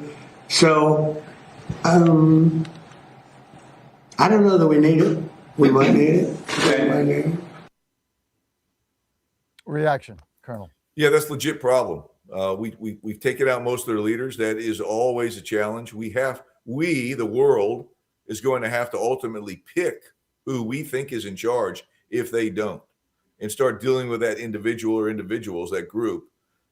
This is always a problem. And this goes back to when we fired the military and we fired the government in Iraq. That led to a 20-year war because we had no one to deal with. Right. So at some point, someone has to emerge. And I am certain that we call them the others, our SOF, our CIA folks. I'm sure they're working behind the scenes trying to figure out who they're going to negotiate with. And at some point, an actual leader in Iran will emerge, whether it is we'll call him a good guy or a bad guy. Time will tell, right? But someone's going to emerge. I still don't believe that the son of the Ayatollah, the new Ayatollah, is alive. We've still not seen him. If he is alive, he's probably incapacitated. We have not seen him since he went underground. And so he's probably not the leader. And what happened in Somalia around Mogadishu is you had these different warlords running around. And so they were fighting each other to take control and command. And that may or may not be happening inside Iran. It's interesting. We're not seeing hardly any intel reports that are being publicized coming out of Iran showing what the scene on the ground is right there. That surprised me. I would suspect we would see a little more of that with some of the ways we can get information. So either the son of the Ayatollah is dead or he's totally incapacitated because you've never seen him, right? Right. Never since the bombing. They claimed he was sanctioned in charge, but you've never seen him. Nobody knows where he is, or even if, like you say, he's alive. But then you go a little deeper and you go to the IRGC, and like when they sent the foreign minister to Pakistan who made some proclamations, the IRG immediately disputed all of it. So obviously the foreign minister has no say here. That was just basically a facade in sending him. So it's got to be the IRGC, but nobody really knows who's in charge of this thing. And that is, like you say, there's a vacuum there and a real issue. But IRGC has the guns. Probably they got the hardliners. Probably they're making the decisions. I want to get to cut 7 here, Dan. I'm not sure why we still have troops in Germany and Japan. And I didn't even know we had troops in Italy. I had no idea. Like, why do I have troops in Italy? I mean, it's like, are you kidding me? The average American doesn't realize these troops have been there since the end of the Second World War. We still got bases there. We're paying for it. They don't do anything to help us. Like, why are we there? Here's Trump yesterday, cut 7, saying that troops from Italy and Spain, Italy has not been any help. Either is Spain. They've been horrible. Why are we there? Roll it. You talked about possibly pulling out some troops out of Germany. Would you be considering the same thing for Spain and Italy? I mean, they haven't been exactly on board. Yeah, probably. Yeah, I probably will. Why should I? Look, why shouldn't I? Italy has not been of any help to us. And Spain has been horrible, absolutely horrible. It's NATO. It's not even the fact that they're bad. It's one thing if they said nicely, or if they said, okay, we'll help, but the help's a little slow. But the level, and we helped them with Ukraine. They made a mess out of Ukraine, a total mess. And we helped them with Ukraine. Ukraine has nothing to do, we're an ocean apart. It has to do with them. It's like for them, it's their front door. We help them. And Biden gave them $350 billion, which was insane. It's one of the reasons the war went on. But when we needed them, they were not there. We have to remember that. And so if we ever have a big one, because we didn't need any help with Iran. We had Iran right from the first day. It was over. It was over. And now it's even more so. We're so locked and loaded if we want to do. But we didn't need the help. And to a certain extent, I asked them, I didn't need the help, but I said, yeah, we'd love to have you help because I wanted to see if they do it. And they, in all cases, they said, we don't want to get involved. And the amazing thing is they use the Strait of Hormuz. We don't. We don't use it. We don't need it. We have a lot of oil. Well, wait a minute. Oh. And they use it. We don't. And you would have thought they would have said, we would love to help you. But they didn't, which I think was a burst. And Germany, I mean, he's doing a terrible job. He's got immigration problems. He's got energy problems. He's got problems of all kinds. And he's got a big problem with Ukraine because they're in that mess. And he criticized me for doing the whole thing with Iran. But I said, would you like to have a nuclear weapon in the hands of Iran? He said, no, I don't. I said, well, then I guess I'm right. He didn't have any answer to that. The bottom line is for this world, for our country, but certainly for Israel, the Middle East, and Europe, much closer, you cannot let Iran have a nuclear weapon. And if you agree that Iran can't have a nuclear weapon, which most people agree, almost everybody, it should have been done a long time ago. But if you agree they can't have a nuclear weapon, then what I did has been executed perfectly because our military has decimated them. Yeah. All right, reaction to this whole thing. Why do we still have troops in Italy, Spain, Germany, Japan? Why? Well, that's a great question, but the reality is it's a form of engagement, right?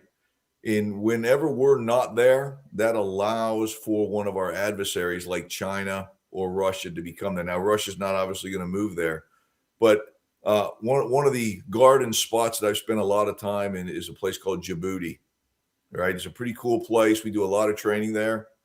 And the last time I was there, which was, almost a decade ago, I started seeing Chinese military show up all over the place.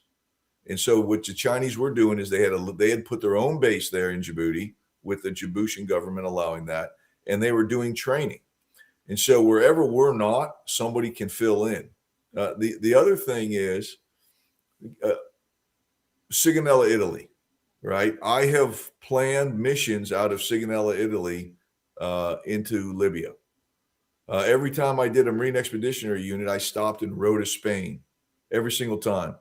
We have bases there that do maintenance, that do support. So we have a presence mission. That's one of the things the United States has always done, is we have a presence mission around the globe. We want everybody to see U.S. ships, U.S. military personnel in all these places, because that shows the world that we can go anywhere. If we cut these bases out and they're gone, then if something does happen, it's very hard, even though you can do it, but it's very hard to restart them and get them up and going. And that's the challenge. I went to a base in Kuwait. I had to bring an entire unit there called Marine Aircraft Group 40. And we had a base. We called it a warm base. The Air Force had used it, but that was in Kuwait. And we were able to do that quickly because we had that relationship. That's why we want to keep those bases. All right, Colonel, thank you for that insight. People want to buy your book. Where do they go? Just go to a simple place, Amazon.com, Gunfighters Rule. You'll be able to pick up a copy, and I think you'll enjoy it. All right, Colonel Dunn, thanks for being with us. Yes, sir. John, thanks for having me. Have a nice weekend. Rob Crilly in the house coming up next. Secure. You can't afford to find yourself in a dead zone. That's why you need sat phones. Sat phones are reliable, durable, and give you global coverage. If you can get outside, you can get in touch. It's that simple. Make calls from your sat phone to any regular cell phone in the United States. The phones are a $1,500 value, but you can get yours free. Just sign up for a 15-month plan, $94.95 a month. Get 150 minutes monthly that roll to the next month. Go 3 months without using them, that's fine. Yes, 3 months, 450 minutes, all yours. Visit SAT123.com or call 855-980-5830. SAT123.com, 855-980-5830. Get surety and security with your sat phone. Call now. Buddy Carter, warrior, great guy. President Trump and Buddy Carter are working to help Georgians keep more of what they earn by passing the largest tax cut in history, eliminating taxes on tips and overtime, and making the child tax credit permanent. Buddy Carter, warrior, great guy. From day one, Buddy Carter has stood with President Trump on his mission to make life more affordable for working families. But while President Trump and Buddy Carter were protecting our wallets, Congressman Mike Collins was abusing them. Congressman Collins is under federal investigation for misusing taxpayer funds to benefit himself and his cronies. According to the investigation report, Congressman Mike Collins, quote, may have violated federal law by shelling out government funds to one of his top aides. Georgia families have had enough of wasteful, corrupt career politicians. We just can't trust or afford Mike Collins. Paid for by Buddy Carter for Senate. I'm Buddy Carter, and I approve this message. In 2008, the amount of concentrated time people could spend on a task without becoming distracted was 12 seconds. 5 years later, it was only 8 seconds, 1 second less than a goldfish. If you're often distracted or have trouble recalling information, you're likely to fall behind in the demanding, fast-paced 21st century. In other words, brain performance is more critical now than ever. Boost your brain power with Healthy Cells Focus Plus Recall. Science-backed nootropics to help you sharpen focus, concentrate longer, enhance recall, improve mental speed, learn rapidly, and be more alert.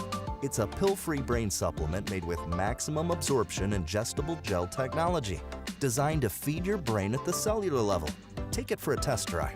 Go to healthycell.com and use code GODZILLA for 20% off your first order of Focus Plus Recall. That's healthycell.com. Code GODZILLA for 20% off. This is Crom Carmichael, CEO of Solti. We got a wonderful email from one of our customers up east named Joe, and here's what he had to say. I started taking Solti almost out of desperation with little hope because I was resigned to the futility that although I was up to taking 2 statins a day, high cholesterol was something I just had to learn to live with. In fact, when I turned 60, after taking a stress cardio test, my doctor called me on a Saturday, which of course is never a good sign, and told me that I was clogged more than 95% of the people my age. I had an angioplasty and a stent procedure done at that time. Today, my stubborn triglycerides are only 1/3 of what they had been before starting taking Solti. My prescription statin dosage has shrunk from 60 milligrams to only 10 milligrams a day. My primary care doctor that I have had for many years still can't believe the results, and neither can I. Thank you, Solti, for providing such a wonderful product. And folks, I want to invite you to take care of your heart also by going to GodzillaHeart.com. That's GodzillaHeart.com. Use the code Godzilla at checkout, and you'll get a 50% discount on your initial shipment. Thanks so much.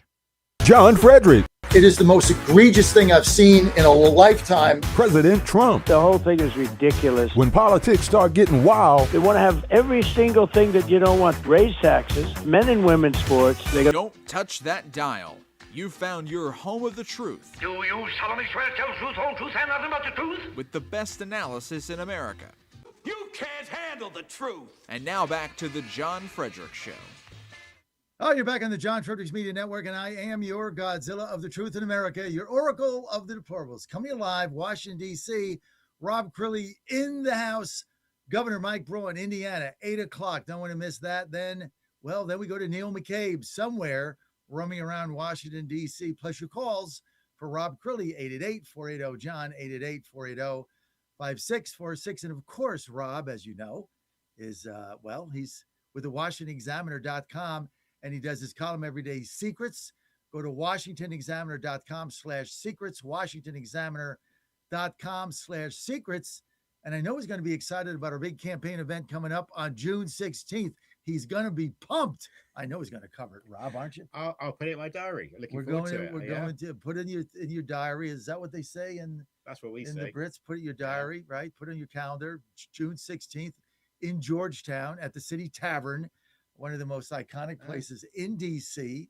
And we got some very interesting speakers there. Morgan Griffith is going to be joining us, Congressman from Virginia, 9th District. Mm-hmm. Also, Brandon Beach, who's my signature speaker, Treasurer of the United States, and our featured speaker, Corey Lewandowski. Oh, so you got some big names. You got some big names, right? Yeah. You got to hear what Corey has to say.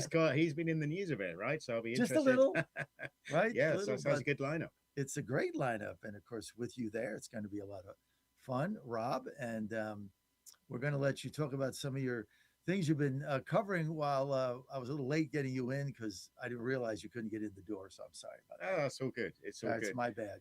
But it's been a busy week. Busy week. Have you been following Prince Charles and Queen Camilla? King Charles, I'm out of date, and Queen Camilla on their visit to Washington? Not to the extent I should have, but that's why you're here. I mean, it's been an extraordinary week, right? So they arrived for their state visit, marking the 250th anniversary of the American Revolution. Could be slightly awkward for British visitors. There were lots of jokes about the last time we were here at the White House, we tried to burn it down, all that kind of stuff. But I was there at the garden party. They had a garden party at the British ambassador's residence on Monday afternoon. And I think it was an extraordinary demonstration of the sort of soft power that Britain can wield over here. Define soft power. And as you're doing that, I'm actually going to make you a cup of coffee. Well, the reason we Brits like soft power is, of course, we have very little hard power left. You're the guys with the big aircraft carriers, all the nukes. You're the ones who can go to war with Iran and get stuff done. What we can do is bring you Downton Abbey in real life. We can give you a nice afternoon of little finger sandwiches of smoked salmon and cucumber, the scones, the Victoria sponge cake. But what was remarkable about the afternoon in the British ambassador's residence garden was the way all of Washington was there. So I bumped into Senator Ted Cruz just alongside Ruben Gallego. I had a brief interview with House Speaker Mike Johnson. And I realized just standing behind him as we chatted was Nancy Pelosi. You have both sides of the aisle, lots of big hitters from the White House. James Blair was there. Stephen Miller, I saw Stephen Miller smile. Now, that is one for the photograph album. So everybody wanted to be there. Everybody was smiling, having a good time. They put aside all the partisan politics for a bipartisan afternoon, and everybody was saying after, I got to shake his hands. Wasn't he nice? Wasn't it fun? So it was a really interesting afternoon to see a different type of Washington that we don't see very often. One of the things I was looking at, and I wrote about in Monday's column, was what were the toilet facilities going to be like for the state banquet? Now, this is a good one. So in January, Will Scharf, the president's staff secretary, was presenting the ballroom plans to the big federal commission that oversees all this stuff. And which he happens to chair as well. But anyway, that's another thing. And one of the points he made was that it was extraordinary that when the president went to the United Kingdom, he was hosted in the great surroundings of Windsor Castle. But when the king comes here, there was a risk he was going to have a state banquet in a tent with porta potties lined up outside, which is the usual arrangement. So he was saying we got to have the ballroom because otherwise the king may have to use a porta potty. So I looked into this, and a senior White House official told me there is no universe in which the president would allow the king to use a porta potty. So you know what they did? They had the state dinner in the East Room. So I'm not saying that was just because of the lavatory arrangements, but they did dodge a bullet with that one. But the point was, it made it rather more intimate. You couldn't have the 200 guests that you might have in the tent. It was a smaller, more intimate evening. Driven by it's one of the factors, shall we driven say. by the bathroom. You can't let the king use a porta potty. So that was one of the things I was looking at. And then of course we had all the speeches. So Tuesday was the big Washington Day. We had lovely, thank you ever so much. There was a meeting, an Oval Office meeting between the king and the president in the morning, all closed press, because of course the last thing the king wanted was a big diplomatic row over something like the Chagos Islands or the other stuff that Britain and the US have been butting heads over. And then did you see the speech he gave to Congress? I thought it was super, it was good. super interesting. A very good speech. I mean, he talked about all the things that bind America and the United Kingdom together, the shared values, that long transatlantic alliance. But he did also poke the president a little bit. You know, he brought up Magna Carta, which was this extraordinary document, which is the basis for democracy in Britain, signed in the 13th century in a little meadow called Runnymede. And what it did was it said that even the king cannot be above the law, a very radical document for the 13th century in England. The president himself made reference to Runnymede in his speech. But I think the king's message was that there are limits to executive power. And I think that's a message that the president may not quite have heard, because later in the day, of course, we saw the indictment of Jim Comey and what some would see an overreach of executive power. So the king also talked about the environment. He talked about Ukraine, things that are awkward for some Republicans in Congress, awkward for the president. But the president, I just think, was wowed by the way the king came and gave that very warm, joke-filled speech in the evening at the state dinner, with that wonderful gift of the bell from HMS Trump, the World War II submarine. So I think the king did what he always does, is he wooed his audience, but there were some sharper messages there if you were listening closely. So I thought that was a really extraordinary week in Washington from that respect. He's a very deft communicator. That's what he's done it all his life. It's what he's bred for, right? Yeah. And as you know, the constitutional position of the monarch in the United Kingdom is that they have no power, and it is not a political role. But what he can do is he can shake hands, he can make a visit like this, he can make everybody around He him can feel- jawbone. He can jawbone, and he can deliver a message that Sir Keir Starmer can't do without putting backs up. He did it in a very gentle way, a very diplomatic way, but the message was there if you were prepared to hear it. Listen, I thought he met his objectives. I thought the president met his objectives. Also, Mayor Mandami wanted him to give some diamond back to India. What the hell was that about? Well, that's a big deal. So this is I mean, I don't know if it's still the world's largest cut diamond, but it used to be called the Star of India. And of course, it's one of the colonial treasures that Britain took from that part of the world. It had ended up in Afghanistan, I think, and that's where it was brought to the United Kingdom from. And it's one of the crown jewels. It's one of the monarch's pieces of jewelry now. And Mamdani, of course, his father is an anti-colonial scholar. He will tell you things, quite extraordinary things, like Idi Amin in Uganda, a very brutal, horrendous ruler, was actually better for Uganda than the Brits were. So he comes from this anti-colonial tradition, and British, and besides the Koh-i-Noor, which is the traditional name for it, besides that, British museums are stuffed with artifacts and treasures that have come from all over the globe and weren't exactly given with the permission of the original owners. So it's an ongoing debate in Britain: is what should we do with these things? Is it enough to explain the provenance and say it was stolen, or should we be returning these treasures? So anyway, Mamdani at a press conference before the king visited New York said, "I'm going to be asking for the return of the Koh-i-Noor." And there's no evidence he actually went through with that request, as far as I can tell. And maybe there was a little bit of politicking going on. But it cuts to a debate about Britain's role in the world and whether Britain should be returning these things. Yeah. You're on the John Fredericks Media Network. I'm your Godzilla of the truth in America. Truth and clarity right here. Rob Curley with us. Rob, the author of Secrets, Washington Examiner. Go to washingtonexaminer.com/secrets. Rob, lots of fun things going on, but I got to get to the Supreme Court ruling yesterday, I guess 2 days ago, 6-3, eviscerating Section 2.0 of the Civil Rights Act. All these gerrymandered districts gone. They're now illegal. They're gerrymandered for minority majority. They're now illegal. They're unconstitutional. They're all going to go. Done right, Republicans pick up 20-25 seats at a minimum, probably 15 to 20 in 2026. The one caveat is they left it up to the states. The Supreme Court ruling did carve that out. They said it's up to the states to get this done.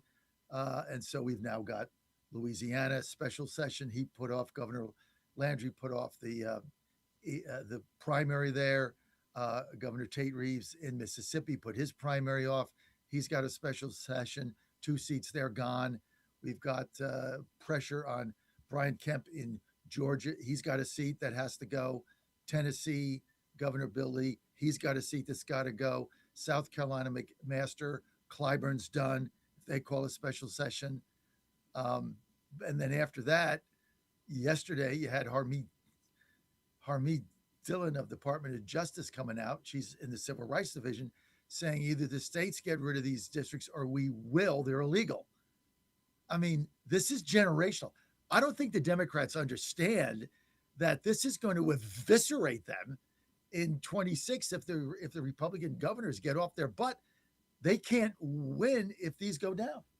I mean, is this all you care about now? Yes. Is it just about winning? Is it not about justice? I mean, the fact that it was a 6-3 it's all about vote, winning. Yes. Is it just? You're right. The fact that Yes. it was a 6-3 vote at the Supreme Court, I think, speaks very badly of the Supreme Court. I mean, I can't believe. No, they're unconstitutional. How does this speak badly? It's unconstitutional. These things are gerrymandered on race from the Civil Rights Act in 1964. This is 2026. You want to go and win a seat, win a seat. You don't win seats that are basically designed in order for somebody to win. So how is this? How is it? Yes, it's all about winning. I mean, look at what the Democrats have done. It's about putting ballots in boxes. There's no policy. Mail-in ballots in boxes and winning. That's all it is. That's all I'm interested in. I think if America was a happy, fully functioning democracy where racism and gerrymandering weren't an issue, this ruling would be fine. Nobody wants to see positive discrimination. Nobody wants to see a finger on the scale to alter electoral districts. But the point, I do. But the point. Okay. Well, I don't give a rat's ass. Okay. These guys have been gerrymandering these seats out. Look, there's not a single Well, hang Republican on. No, seat in New England. You didn't let me All right, go ahead. finish my point. I'm sorry. My point is the reason these districts were shaped in that way because America was built on a racist system. So it was a nation of slave owners where people didn't have full civil rights. So districts were artificially shaped to try to rebalance things. Now, if everything was fixed now, if everything was fine, if the black population had salaries that were equal to the white population, if black people had the same opportunities as white people, I'd say fine, get rid of all this positive discrimination. Absolutely fine. But the fact is they're not. And I think that for the Supreme Court to vote 6-3 in the way that it did shows that this wasn't a question of justice. It was purely a question of politics. I think this reflects very badly on the United States. Well, we're going to have to agree to disagree on this one. I'd say so. I mean, we're not even, forget about like the same page. We're not even on the same continent. I think this was a bold and courageous ruling. And this was born out of the 60s. This is 2026. Everybody's got an equal opportunity in this nation to do whatever they want. I disagree. I completely disagree. I'd take a walk around the streets here, right? Who make up the vast majority of the homeless population? I mean, you can see. You can't tell me there's any reason. Well, let's see. I got two homeless guys out where I live, right outside. Both are white males. So I go to the park, McPherson Park. The majority of the homeless people there are white guys. So I don't know what the hell you're talking about. I don't know where you live, but certainly here, I mean, to say, okay, there's homeless people, is that now a racial divide?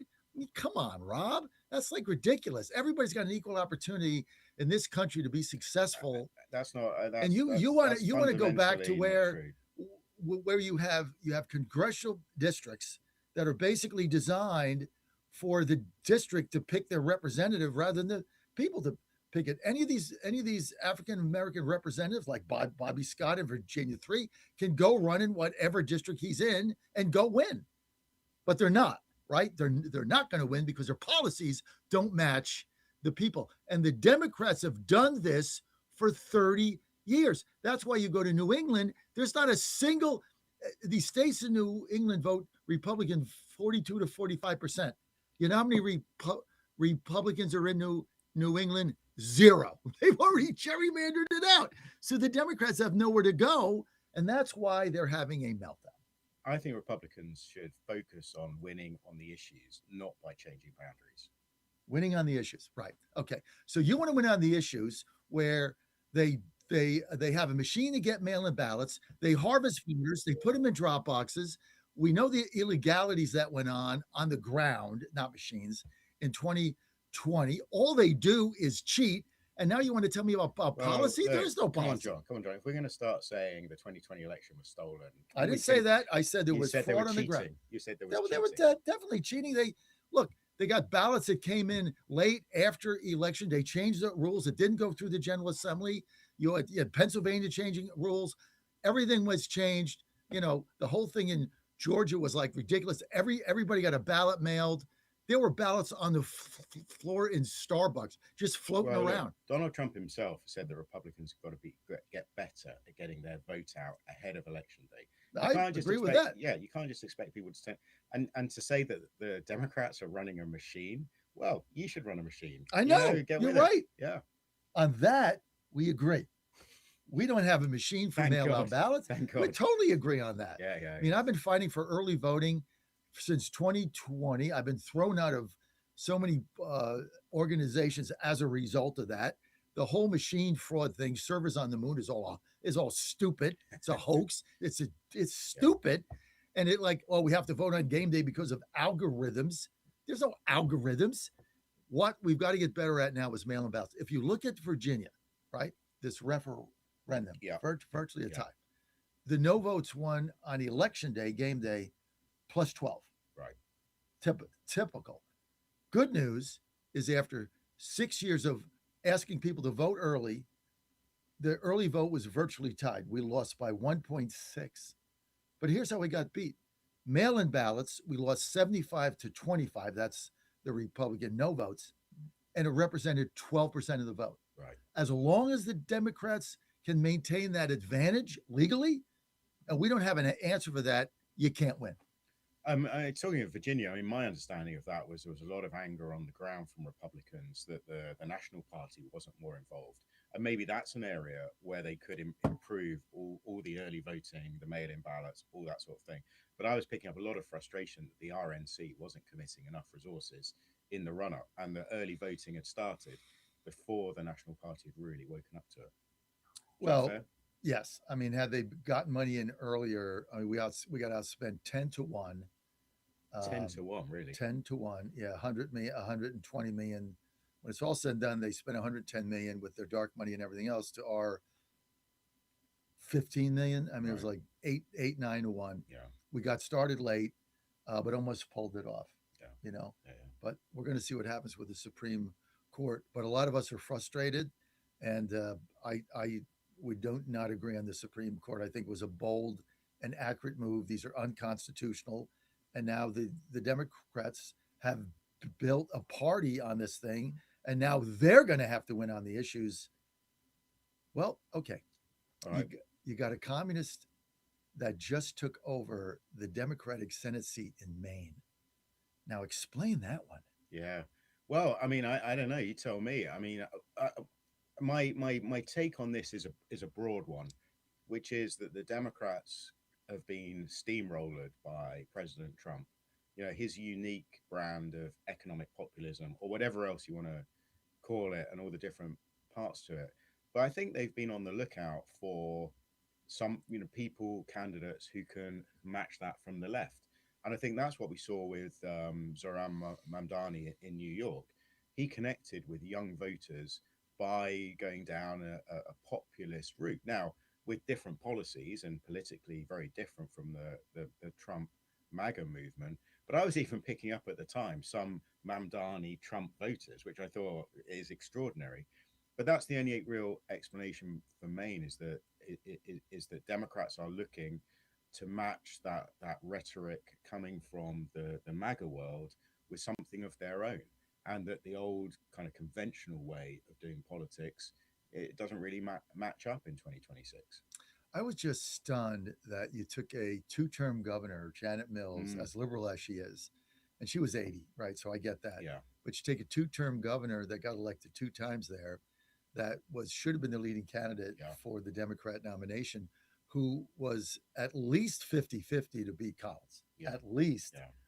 And then she drops out of the race. It's one thing if you get beat. She dropped out. Yeah. Well, I mean, all I can say is she must have seen the writing on the wall and decided a divisive primary now is going to do more harm than good, and do it for the good of the party. I don't know, but extraordinary. Especially because the guy they nominated, I mean, this guy is basically, I mean, he is an avowed communist. And I'm not throwing this word around like rhetoric. Guy's a communist.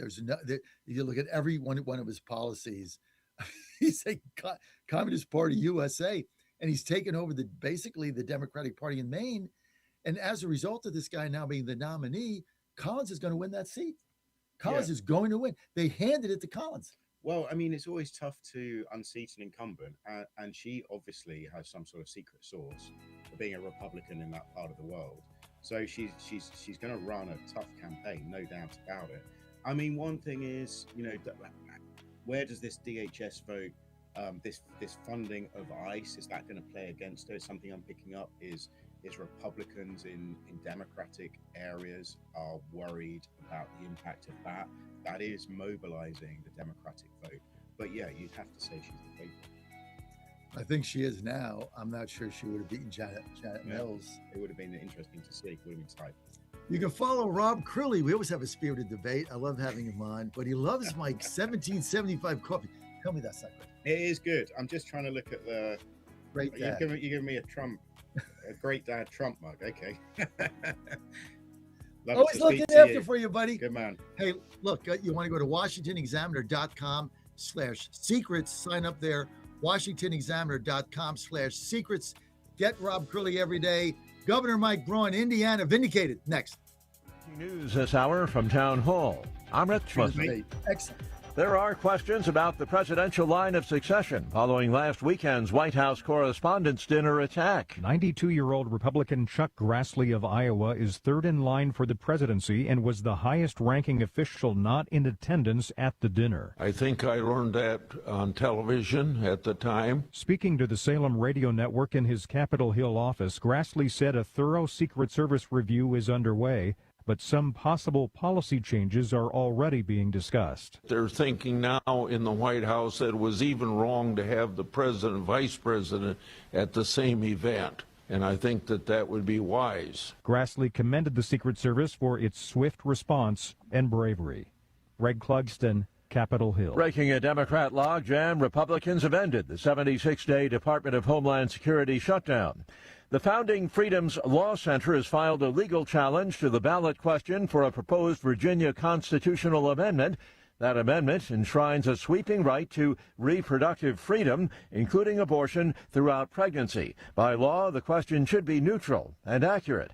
But Center Chief Counsel Josh Hertzler says it's deceptive and fails to inform voters that the amendment would nullify current state laws. The amendment will eliminate parental consent and notification before a minor obtains an abortion. It will eliminate parental notification and consent before a minor undergoes a sexual sterilization procedure, which often occurs in transgender-related surgeries. It will allow any person at all, whether licensed or not, to perform an abortion. The lawsuit asks the court to declare that the language as written is unconstitutional and to permanently block its enforcement. The Dow futures up 122 points, NASDAQ futures down 36. More on these stories, townhall.com.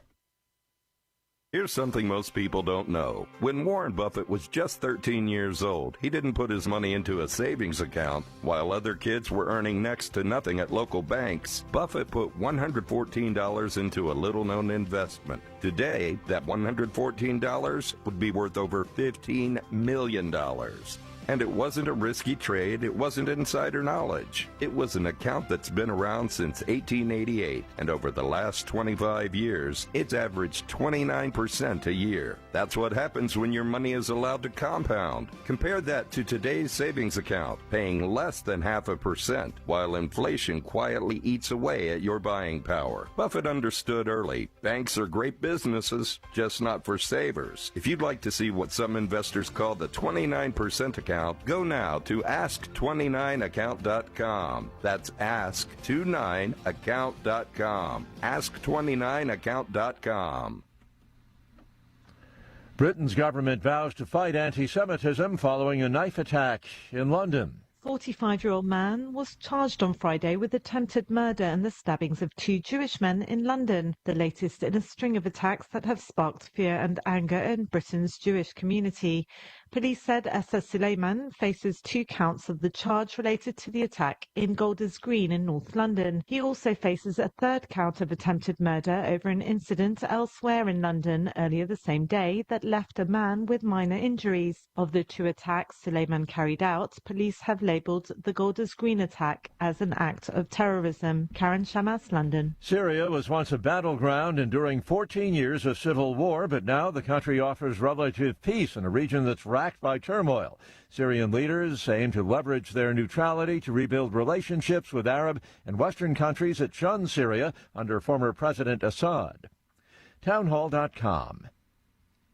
Folks in San Francisco, visitors and residents alike are flocking to Pier 39, there to catch a glimpse of this big boy. A massive sea lion named Chonkers is charming everyone at Pier 39. Visitors snap photos of the sea lion as he flops around on the pier among much smaller sea lions. Chonkers is estimated to weigh about 2,000 pounds, and he sits, well, wherever he wants to.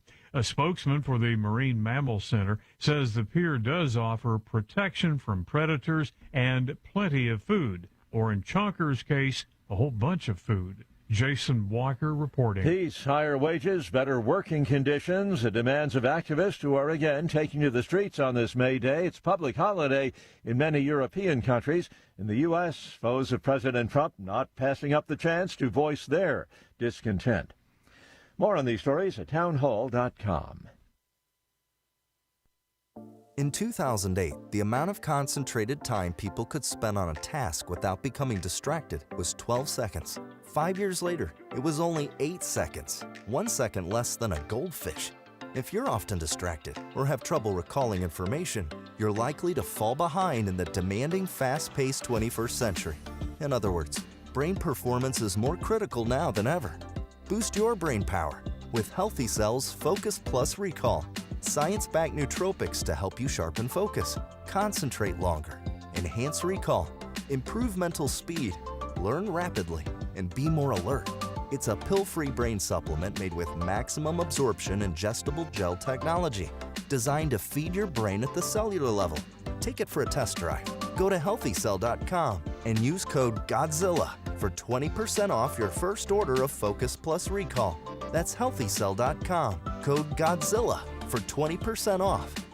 Now more than ever, it's imperative to support companies that share our conservative values. That's why I can't be more excited to tell you that I've switched my family to Patriot Mobile. Patriot Mobile is America's only Christian conservative wireless provider. When you switch to Patriot Mobile, you shift your support away from the leftist, woke, progressive agendas of Big Mobile. Patriot Mobile's wireless service works perfectly and seamlessly as you go about your lives with exceptional nationwide coverage that uses the same towers the main carriers use. Patriot Mobile donates a portion of every dollar earned to causes you care about, to organizations that fight for religious freedom, First and Second Amendments, sanctity of life, and the needs of veterans and first responders. Patriot Mobile has plans to fit any budget, along with great discounts for our veterans and first responder heroes, as well as multi-line users. Switching is easy. Just go to patriotmobile.com/Godzilla or call their U.S.-based customer service team, 972-PATRIOT. That's 972-728-7468. Use offer code GODZILLA for free activation. Hey folks, Al Green here for SatPhone. When you're on the go, you want to know you're connected. If it's a family vacation or an off-the-grid escape to a remote destination, having reliable communication helps you feel safe and secure. You can't afford to find yourself in a dead zone. That's why you need SatPhone. SatPhones are reliable, durable, and give you global coverage. If you can get outside, you can get in touch. It's that simple. Make calls from your SatPhone to any regular cell phone in the United States. The phones are a $1,500 value, but you can get yours free. Just sign up for a 15-month plan, $94.95 a month. Get 150 minutes monthly that roll to the next month. Go 3 months without using them, that's fine. Yes, 3 months, 450 minutes, all yours. Visit SAT123.com or call 855-980-5830. SAT123.com, 855-980-5830. Get surety and security with your sat phone. Call now. Trump 2.0 is in full effect. How do you keep up with all the action? I'll tell you. TrumpNationNews.com is your inside source for the inside scoop. Manufacturing, jobs, deportations, and the nation's rejuvenation. The first 100 days and beyond. All the news you need and no liberal gibberish. It's the perfect way to start your day. Sign up for the TNN newsletter. Do it today. TrumpNationNews.com. TrumpNationNews.com. Part of the John Fredericks Media Network. Hey parents, plan an unforgettable summer. Send your kids to Rapidan Baptist Camp in Rochelle, Virginia. 1 week of nonstop fun and life-changing truth. Amazing preachers, friendly counselors, exciting activities. Ride an alpine coaster and zip line, a 250-foot water slide, and that's just the beginning. Junior camps for ages 7 to 12, teen camps for 13 to 18, 2-day Pee-wee camp with mom and dad for ages 4 to 8, and a brand new day camp option. Sign up today at camprapidan.com. That's camprapidan.com. Rapidan Baptist Camp, where faith and fun collide. Right now, download the new WV Sports Nation app from the Apple Store or Google Play and get the entire Mountaineers sports world in the palm of your hand. Right now, get notified when new stories drop about your favorite Mountaineers teams and athletes. Download the WV Sports Nation app right now. Get updates on next level Mountaineers like Weatherholt and Joe Mazzulla. All that and more right in your pocket right now. Download the new WV Sports Nation app from the Apple Store or Google Play. Download the app right now. He's your Godzilla of the truth in America. Run! It's Godzilla! No gibberish or nonsense, just common sense. And now back to the John Fredericks Show. Welcome back here on the John Fredericks Media Network. I am your Godzilla of the truth in America. It's Friday, TGIF. This is Vindication Day for Governor of Indiana, Mike Braun, a doer, a strategic mastermind that has made Indiana into one of the greatest states in America.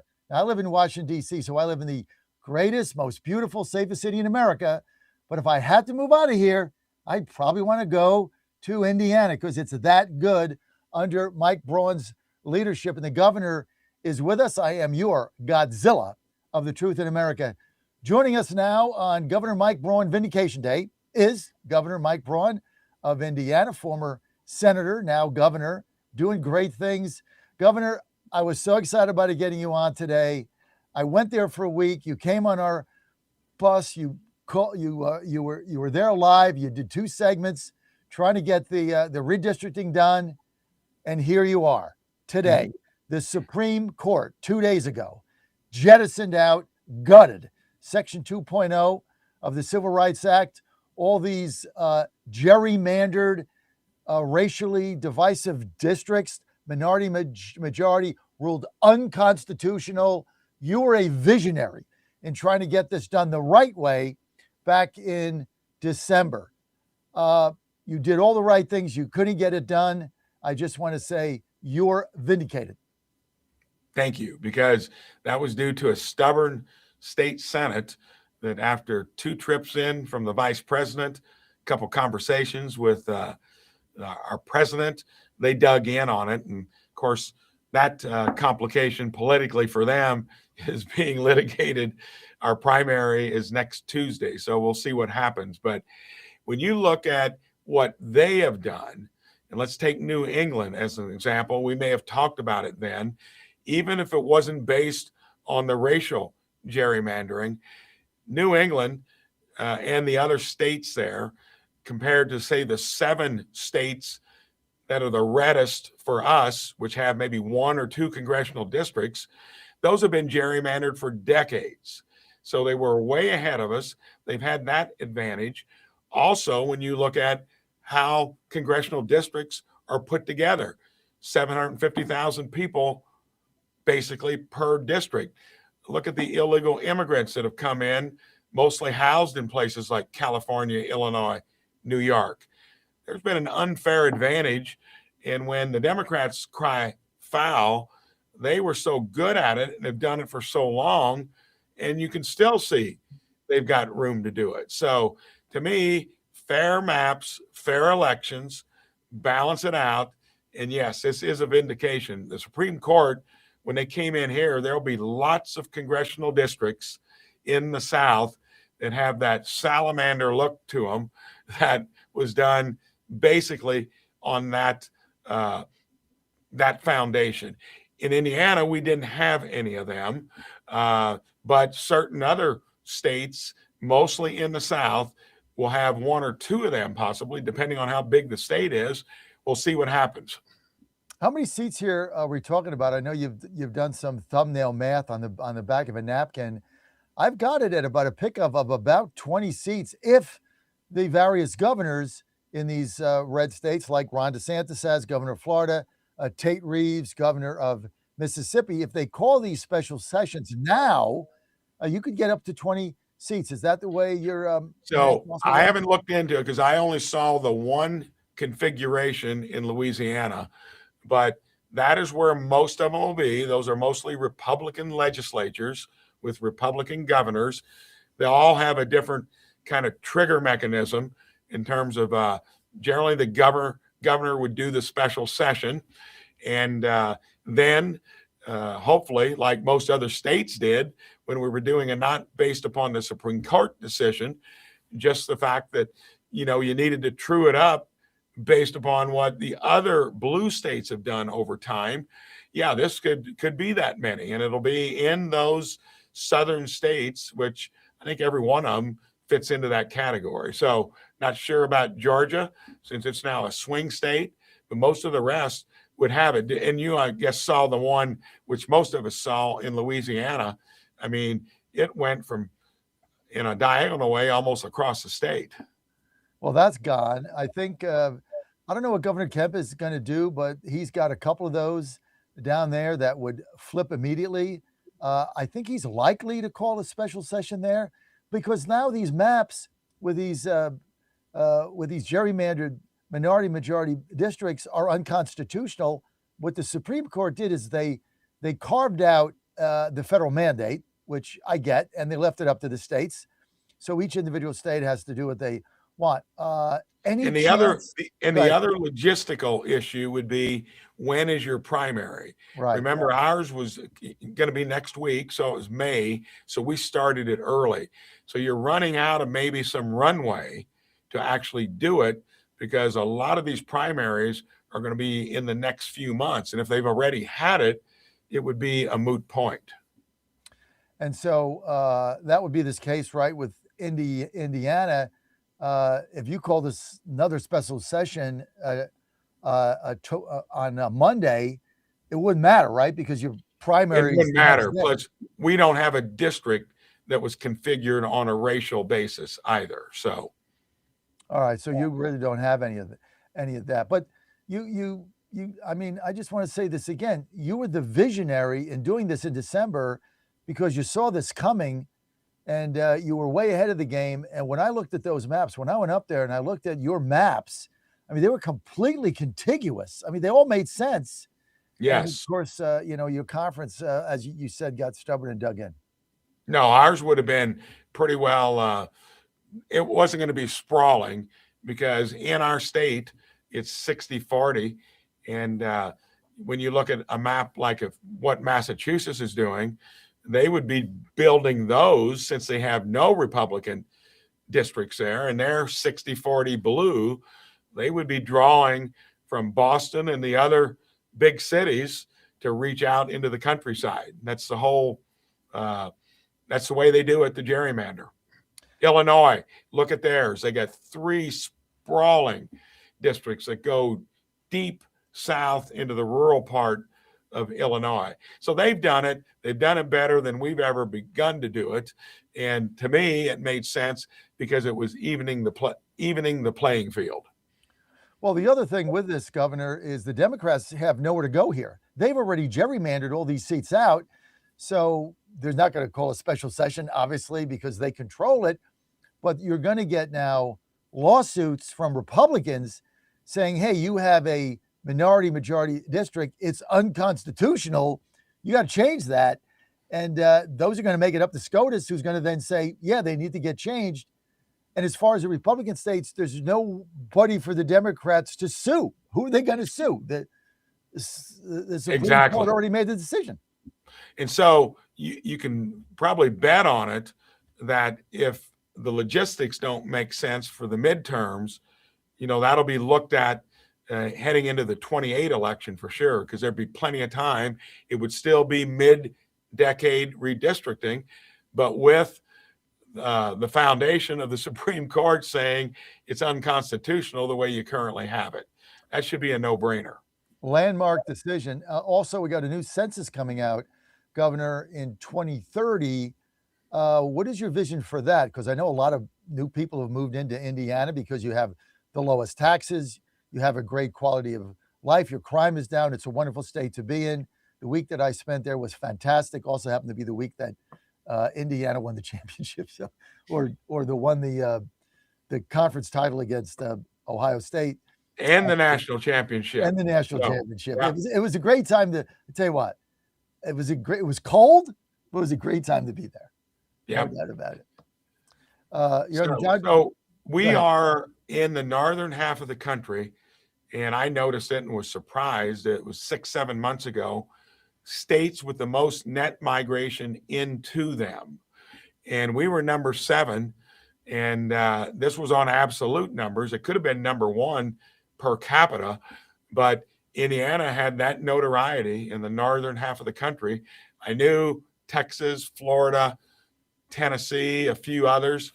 I don't know that there was a blue state on there, but yeah, people are going to vote with their feet if they got the year after year put up with what they're dishing up in California, Illinois, and New York. And of course, we were the beneficiary of the most sane place to move to, that's in your neighborhood, living in Illinois, is coming into Indiana. Same thing the Bears are looking at. All right. We're with Governor Mike Braun. He brought up the Bears, so we're going to go there. He's governor of Indiana. You're on the John Fredericks Media Network, TGIF, trucking the truth across America. I am your Godzilla of the truth. Truth and clarity is what you're going to get here from Governor Mike Braun. Okay, you brought up the Bears, Chicago Bears. Looks like Indiana for them, for the family that owns them. Greener pastures, certainly a better experience for the fans. I know you're in negotiation, might be a little sensitive, but how's it look? Well, I can tell you about 6 months ago, after 2.5 years of trying to even have a discussion with the state legislature, Governor Pritzker, and the Chicago area, it was all crickets. So they came to us, and when they saw how easy it was to have a conversation with the governor, myself, my team, I mean, it was flabbergasting to them. So we moved quickly. And from those early negotiations, we were able to craft a bill, get it across the finish line before our session was over, and did it to where I wanted to make sure we weren't just a bargaining chip. I wanted a strong public statement from them that they were interested in all the due diligence and going forward. We got that and the bill passed on basically the same day. And we've been checking off all the stuff that needs to be done, because the league is wanting an answer, and they, I think, are going to make their final decision. The Illinois legislature is in session till the end of May, but they passed kind of an anemic bill that would be aimed at any large business to try to make it easier for them to come there. It didn't do hardly anything that would specifically help what the Bears are looking for. So, in my opinion, too, where would you want to spend the next 50 years in an enterprise that's going to have to put up with regulations, taxes, unforeseen, low tax, low regulation, enterprising state like Indiana, AAA bond rating, or just about all the opposite of what I just said in Illinois? Governor, where, if they were to go there, what we're negotiating, where exactly, what area, what town would the Bears play in, and what would your vision of the facility look like? So we've made that easy too. The city of Hammond, right up in the region, actually would be easier and logistically better to get to from where they're currently at Soldiers Field, rather than going up to the other location in Arlington Heights. And so that is going to be, for especially the South Siders, simpler. I think you'll get a lot more stadium for the bucks you're going to be spending. It's 300 and some acres plus. So it's just right across the Illinois border with easy logistics to get to. So how far is it from like downtown Chicago to Hammond? Probably 15 miles or so. Oh my God, that's easy. And I would assume you guys would build a transportation infrastructure, like a community. We've got all that already mostly done. And then there's a Mayor McDermott in Hammond, that's made it all easy. Imagine if you're dealing with a suburb in Chicagoland or Chicago itself, how long it'd take to get the zoning, to get everything done. And that's already been done on a fast-footed basis by the mayor of Hammond. And then your hotel situation in Hammond. So that'll be development that comes along in addition to what we've already got there. And that whole area, the region, that was built on the back of the steel industry when Gary was our second largest city. Now that's Fort Wayne. It's in kind of a Renaissance position as well. I've spent a lot of time up there, and this area, Hammond, East Chicago, Whiting, Gary, there'll be so much upside potential on development. The Bears know that. It's a beautiful piece of land.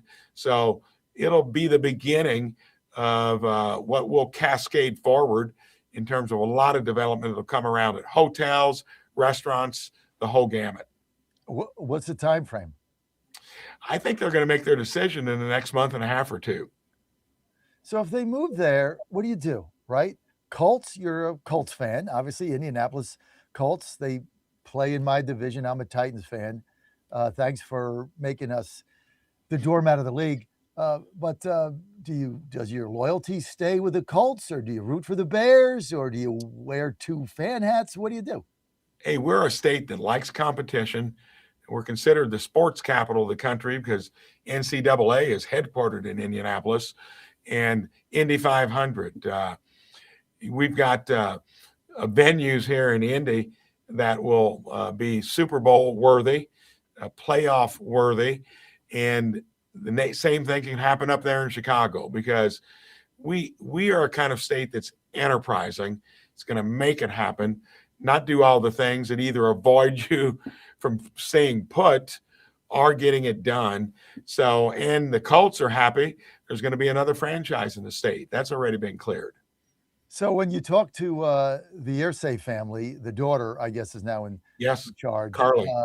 What's her name? And there are two other daughters involved too. Right, but the head daughter is kind of the operating operating manager. I think she's called. I'm sorry, the managing director. Right. They weren't concerned about competition, loss of sales, loss of merchandise. What was their reaction? No, they thought there'd be synergy from it, and of course the league has looked at it, and it's happened in so many other places. I mean, look at a place like New York. I'll bet both of those franchises are happy. They're not going to be taxed to death by the new mayor because you never know what's going to happen. Right. And I guess going from New York to New Jersey, that's not going to be as stark a difference by far as going from Illinois to Indiana. It'll be like you're entering the promised land from an enterprising or commercial point of view. So people sooner or later will leave if you want to drain them. So back to the census, you guys were number 7. So you're likely to pick up another congressional seat, right, during the new census? Well, a congressional seat, you'd have to gain population to the tune of 750,000. I don't think we'll do that, but we're in the right direction. And from the north of the Mason-Dixon line, northern states, you can't sell the weather, even though I'm a Four Seasons person. Once you get here, I think you'd like that. It's a beautiful state. It's mostly going to be because of the fact that it's an enterprising state for people to want to move back to, build a business, build a family. And the places that are going to really suffer from the census are the ones that have the most population. And that's going to be California and New York, number 1. And remember, Californians are moving to places like Texas. Right. New Yorkers are going almost directly down to Florida. So it'll be a zero-sum game in the right direction because they're going to go to red states, not blue states. Governor, as along with like Governor Morrissey in West Virginia, are you looking at a way to eliminate your state income tax? So depends on what else you've got we're going to be a well-run state that needs less of the taxpayers' money, especially since we've gotten in here running it from a business point of view. Depending on what they've got there, it's either sales tax, income tax, flow through, and corporate. And then property tax is generally mostly the source of income for your local governments and school districts. So in our case, if you got rid of the individual income tax, it's the biggest proportion of our state revenues. So you'd have to find it elsewhere and run government more efficiently. Places like Florida, they get a big tourism boost. Right. Tennessee doesn't have an income tax. They've got a big tourism industry.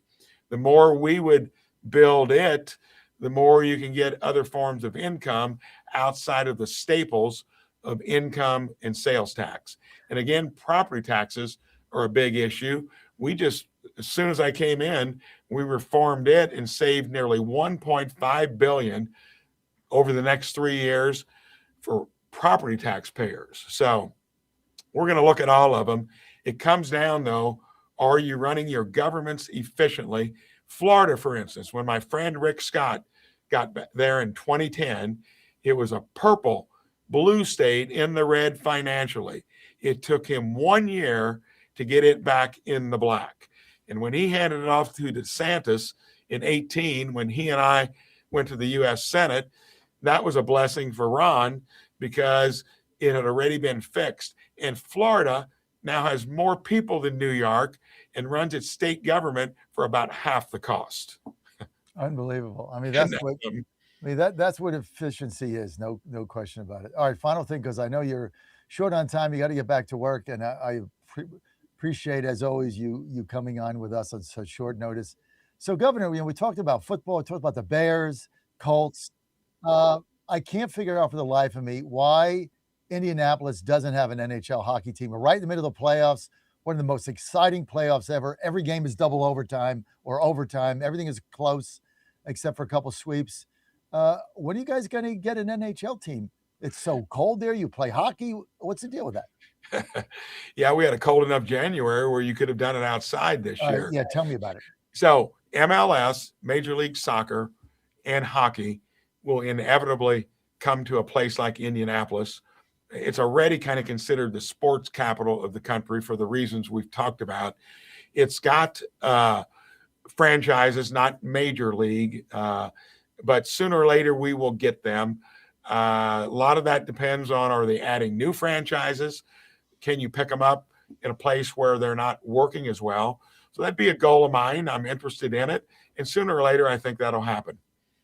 Well, anyway, I think you guys are on the right track. Always good to have you on. Great to be, my son pitches for Maryland. Right now he's hurt. He's out this season. He took a red shirt. But Big Ten, right? We're both in a Big Ten. I love I've become such a Big Ten fan since she's been there. And the education is fantastic. They do things in the Big Ten a little bit differently. Like you actually have to go to class. Novel concept. Novel concept. You have to go to class and you have to maintain an average or they kick you off the team. I mean, that's like the Big Ten way. Not like some conferences in the South. That after the game that you guys won when you beat Miami, like this was the most shocking statement to me. I think he's in the draft, or he got drafted. Was it Carson Beck from Georgia, that quarterback from Miami? Yeah. They asked him about, you transferred in. What did you think of Miami? He said, well, I've been here for 2 years. I never went to a class. Oh, my goodness. Says it on national TV, right? Wow. You go to Indiana. That made the educational folks cringe when they heard that. But that's a sad statement.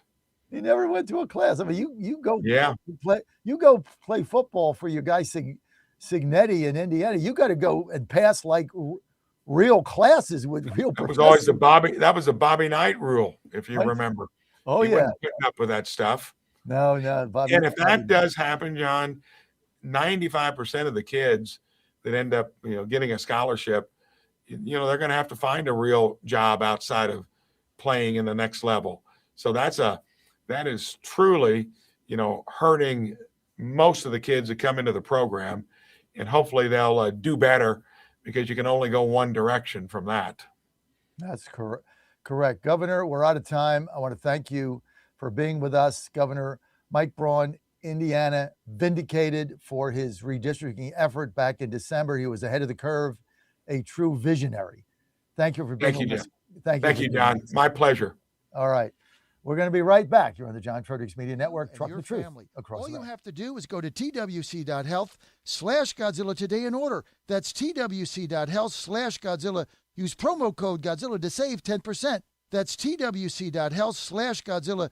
Now more than ever, it's imperative to support companies that share our conservative values. That's why I can't be more excited to tell you that I've switched my family to Patriot Mobile. Patriot Mobile is America's only Christian conservative wireless provider. When you switch to Patriot Mobile, you shift your support away from the leftist, woke, progressive agendas of Big Mobile. Patriot Mobile's wireless service works perfectly and seamlessly as you go about your lives with exceptional nationwide coverage that uses the same towers the main carriers use. Patriot Mobile donates a portion of every dollar earned to causes you care about, to organizations that fight for religious freedom, First and Second Amendments, sanctity of life, and the needs of veterans and first responders. Patriot Mobile has plans to fit any budget, along with great discounts for our veterans and first responder heroes, as well as multi-line users. Switching is easy. Just go to patriotmobile.com/Godzilla or call their U.S.-based customer service team, 972-PATRIOT. That's 972-728-7468. Use offer code Godzilla for free activation. Hey folks, Al Green. Right now, download the new. Long ago, you want to know you're connected. If it's a family vacation or an off-the-grid escape to a remote destination, having reliable communication helps you feel safe and secure. You can't afford to find yourself in a dead zone. That's why you need sat phone. Sat phones are reliable, durable, and give you global coverage. If you can get outside, you can get in touch. It's that simple. Make calls from your sat phone to any regular cell phone in the United States. The phones are a $1,500 value, but you can get yours free. Just sign up for a 15-month plan, $94.95 a month. Get 150 minutes monthly that roll to the next month. Go 3 months without using them, that's fine. Yes, 3 months, 450 minutes, all yours. Visit SAT123.com or call 855-980-5830. SAT123.com, 855-980-5830. Get surety and security with your sat phone. Call now. Mike, at any point in your coaching career, did you ever have an interest or express an interest in being a head coach in the college game? And do you have any idea how that may or may not have led to folks like Ryan and Doug Whaley and Carson Palmer connecting you to some college jobs? Hey, guys, I don't have time for that speculation. I mean, that's a joke to me. I got one of the best jobs in all of professional sport. Why would I have any interest in coaching college football? That'll be the last time that I address it. And not only today, but moving forward. Never say never, but never. Okay? Anybody else got any questions about any college jobs? There's not a booster with a big enough blank check. Anyone else? All right. Thank you. Anybody asking Sean Payton about that? You know, anybody asking Andy Reid about stuff like that? He's the voice of Virginia. No, you can't. You have one of the worst voices I've ever heard in my life. And the commander of common sense. Fire at will, Commander. Now back to the John Fredericks Show. Well, there's nothing like being the commander of common sense. I really enjoyed that segment with Indiana Governor Mike Braun. Great guy, former U.S. Senator. He really gets it. And I love what they're doing with the Bears. They're getting him in Indiana. I mean, it's just this is what leadership is. When you get people that know how to lead and have the balls to get something done, I mean, when you got balls in a plan and you got some kind of a strategy going, you're going to be successful. Truth and clarity right here. I am your Godzilla of the truth. And we certainly got a plan. Dan says, does Fredericks look like he has a plan? No, not really. But Mike Braun does. I mean, getting the Bears to Indiana is hilarious. The whole thing to me, but he was so vindicated because all the abuse he got by his own conference over the anti-gerrymandering thing and him trying to fix the seats. And the conference wouldn't even back him. He couldn't even get a majority out of his own Senate conference, a bunch of weasels in Indiana. And now he's been completely exonerated for what he was doing. He was ahead of his game. It's called vision. It's like what we have here, vision. Fortune favors the bold. You sit around in your butt, you get nothing. It's like DeSantis, Tate Reeves, Landry. Look, this is the Supreme Court ruling, and I know I got into it with Rob Curley there. They don't, whatever. It was a good debate. Enjoyed his perspective, as warped as it was. Like this is the meltdown. It's coming. I'm telling you, the meltdown is upon us. I mean, you're just seeing it. Do I have the Dan? I'm not sure if I included this. Look and see if I have the Hakeem Jeffries meltdown clip. It was, if I might not have it, it might still be in the file format we use. I saw it, and I'm not sure if I added it, but we got to run out. It's a total meltdown. Just like Rob here, who's a friend of mine, liberal, nice guy, very smart, but a meltdown because they realize This is the biggest decision that's come down out of the Supreme Court. Nothing else they ruled on matters, as far as I'm concerned. The whole thing was worth it for what they did. And if the Governor's Act, we're going to get a permanent majority for the next 50 years, especially after the census. They're done. And it's just an amazing ruling because it was not, like he said, I was embarrassed for the Supreme Court. I was proud of the Supreme Court for following the law and the Constitution. I mean, these districts were drawn to not for the voters to pick their representative. They were drawn for the representative to pick their voters. And this is what's got to change. And it was illegal and unconstitutional, and they struck it down. And then my new heroine, is that how you say it? Harmeet Dillon gets right on X and says, hey, you governors don't want to do this? I will. The federal government will. This is now the law of the land. There is nobody to sue. There is nobody to go to. There is nobody to gerrymander this thing. There's nothing. It is the law. I'm waiting for the first lawsuit by a Republican to come in a state like Massachusetts, which one of their gerrymandering districts goes all the way up to all the way up into Western Mass, which votes Republican. That's gone. They got to gain a seat. That can't stand. They will have to strike that down. Then they'll have to draw a new map that can't be racially divisive. And that's going to favor a Republican, or at least make it where you can win the seat, where policies and candidates matter, not what you draw somebody into. I mean, this is why the meltdown, you saw the meltdown that Rob had, is a meltdown because they know they're screwed. I mean, I'm having too much fun, right? Do we have McCabe on? No McCabe. All right. Yes, see if you can find it yourself. We're going to open the segment up to phone calls. You guys should weigh in on this. 888-480-JOHN. And what you think of the debate between me and Rob? I thought that was fun.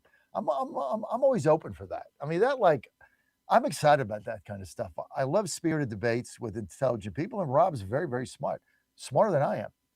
But libtard. They have no argument. I mean, it's like, oh, I'm embarrassed for this. They're embarrassed that they finally did their job, right? All debts paid. Slate wiped clean. And just like Susan Collins, I want you guys to stop banging on her, okay? She's better than she's running against a communist. Okay, let's run this guy's clips. I know we have those. I'm having way too much fun this week. This is supposed to be like a hard job. It's not. And if I get one phone call, it's even easier. 888-480. Where's my calls today? Don't you like Danny? It's not very nice. 888-480-JOHN, 888-480-5646. Virginia Gag coming up. I hope Saxman's on, so I want to see what Saxman has to say. Saxman will be going like, Saxman's will be saying, well, it's early. We have to wait and see what happens and see what the Republicans go. We'll see what happens. We'll see. No, we're not going to see what happens. No, I'm done with seeing what happens. I want action. Action, action, action. This is Christmas in MAGA in May. If there's Republican governors, act. Do something. Like Jeff Landry, yay. Tate Reeves, yay. I want Alabama. Look, that's everything. Oh, there's a primary coming up. People have already voted. Well, they've already voted in Louisiana. He just canceled it. He says, sorry, no election for you. We're going to change the maps and then have one on a later date. Hold your fire. I'm the governor. I'm going to act with courage and clarity, truth and clarity. Sarah, Arkansas, hello. You out there, Sarah? Let's go. Let's see. Before we get to Paul, let's get to this guy, Graham Plattner. This guy's a communist. He's now the unofficial, de facto nominee for Senate in Maine. Collins was in trouble. If it was Janet Mills, as liberal as she is, Collins was in trouble. It was like 50-50. Put this guy Plattner, and he just gave her a gift. Collins is going to win this race, and LePage is going to win that seat. Bus tour Maine. It's got my name on it. Let's go. We got to get that planned. We got a lot to do here on the John Fredericks Show. Action, action, action. Here's Graham Plantner. Let's get to cut 2. No, actually, let's get to 3. Here's their Senate candidate in Maine, the communist, saying that we need to use the power to get the White House shut down and impeach everybody. This is who your candidate is for Senate against Susan Collins. I mean, if this is Democrats, let's snatch defeat from the jaws of victory. Go ahead, roll it. We're trying to figure you out there. Well, first and foremost, I think we need to understand that the Democratic Party needs to form a theory of power. I don't think it's had one for a long time. It's had a theory of management. The Republican Party has, which is one of the reasons why we find ourselves in these straits. With a theory of power, you have to define the end state. What is the goal? What do you want to use your power in the service of? And then, how are you going to craft the policies to get there? And more importantly, build the political will and the political power to make those policies a reality. Something we're going to have to do if we're the majority. We need to use the power we get to shut this White House down. We do that, I think one of the best ways is through committee hearings and investigations. I want the Trump administration not to function because everyone in the White House is being hauled under subpoena in front of a Senate committee day after day after day. Not just because, one, we have so many crimes to investigate. At this point, we can probably be doing this for the next 30 years. But two, because it's a lever of power. Using subpoena power, bringing people in for investigations, that keeps them busy. And that doesn't allow them to go start another stupid war. That doesn't allow them to continue to give billionaires more and more and more of our economy. And so I think it's very important that if we're in the majority, we're going to wield the power that we have to rein this thing in. I also think, and I'll just be upfront, I don't believe a single U.S. Democratic senator should vote for a nominee out of the Trump administration moving forward. I think we need to use all of the power we have around funding and the power of the purse to stop paying for these kinds of stupid wars, stop paying for agencies like ICE, stop paying for the things that the Trump administration is doing that are materially hurting our democracy and hurting working people. But we need to get people into office who have a theory of power and who understand that the purpose of power isn't just to have it, it's to use it. It's to wield it and in the service of a long-term goal. And I mean, honestly, that's not what we've been seeing for quite some time. Graham. There you have it. If he had a hammer and a sickle behind him, he'd be complete. Comes in, does an interview, has a polo shirt. This is who the Democrats are putting up in Maine. Didn't give you a solution. Didn't tell you how your life would be better. Didn't tell you how things would be more affordable. Didn't tell you how young people can buy a house. Didn't tell you how you can get a job. Didn't tell you how we can get manufacturing back to Maine. Told you about subpoenas, shutting the government down, doing nothing, not confirming any nominees, impeaching the president, and dragging every cabinet member in for an investigation. How does that help a single resident of Maine? What does it do for them? Answer, nothing. This is the new Democrat Party. This is what they're about. Like he said, it's about power. I've been telling you this for 15 years. We're about policy. We're about program. We're about moving the ball forward. We're about how do you help people? What's better? They're about power. That's it. So there's no policies. He didn't give you a single policy here. This is their nominee for U.S. Senate in Maine. This isn't the nominee in Montana or in Alabama, where they can't win the seat, so they put up a communist for S and giggles. This is a seat they should be able to win based on the voting trend there. And a vulnerable incumbent where, MAGA's got to get out and vote for her and they don't really want to. I would in a heartbeat. I'll like her. Not perfect. This is the face now of the Democrat Party. Ilhan Omar, AOC, this guy Plant, whatever he is. The guy's a sicko.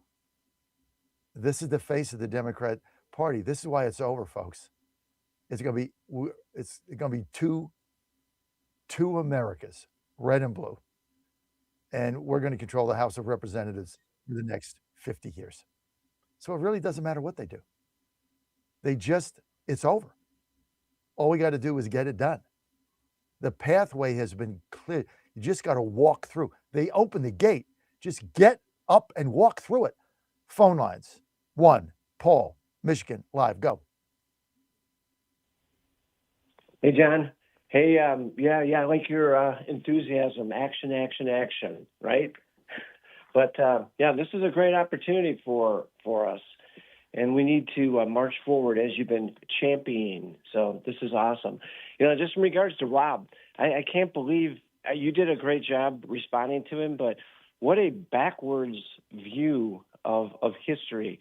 And actually a great insult is, like you said, he's got some intelligence, but to actually refer to America as a country built on slavery is a very leftist, misleading view of history, because as we all know, that's not true.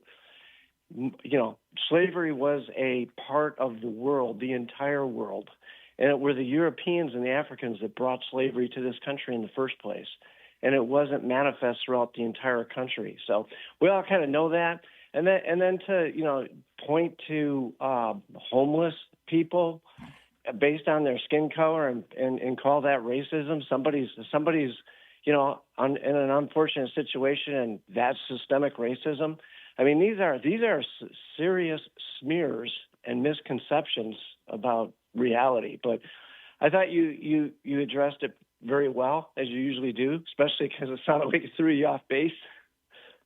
But it was a great discussion. But I'm very happy at this ruling, and we need to take advantage of this. And it's been very unfair to people, to us, to Americans for a long time now. So this is an opportunity to represent the people fairly based on, ideas, policies, and merits versus race. So good. And also, don't forget to tell everybody to go to Make DC Great. I just swiped the old credit card. Oh, thank you. And yes, sir. For the second time. Very nice of you. Go to Make DC Great. Put this graphic up because I got a big event coming up. It's not up there yet, but I got a big event coming up on June 16th. I hope to see everybody here. We're going to be selling tickets to that. It's going to be fun. We're trying to change things. They threw me out of the party. They threw me off the executive committee. It's like, if you do something, you challenge the system. And it's unbelievable what they've done to me.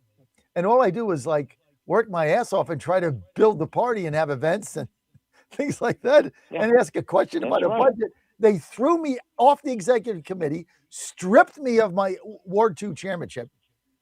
I've done nothing, but I asked a question on a Zoom call.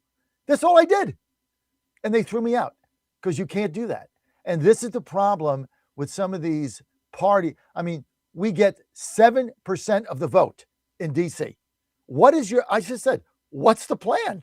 It's no plan. 7% is not a plan. It's not a plan. Right? Threw me out.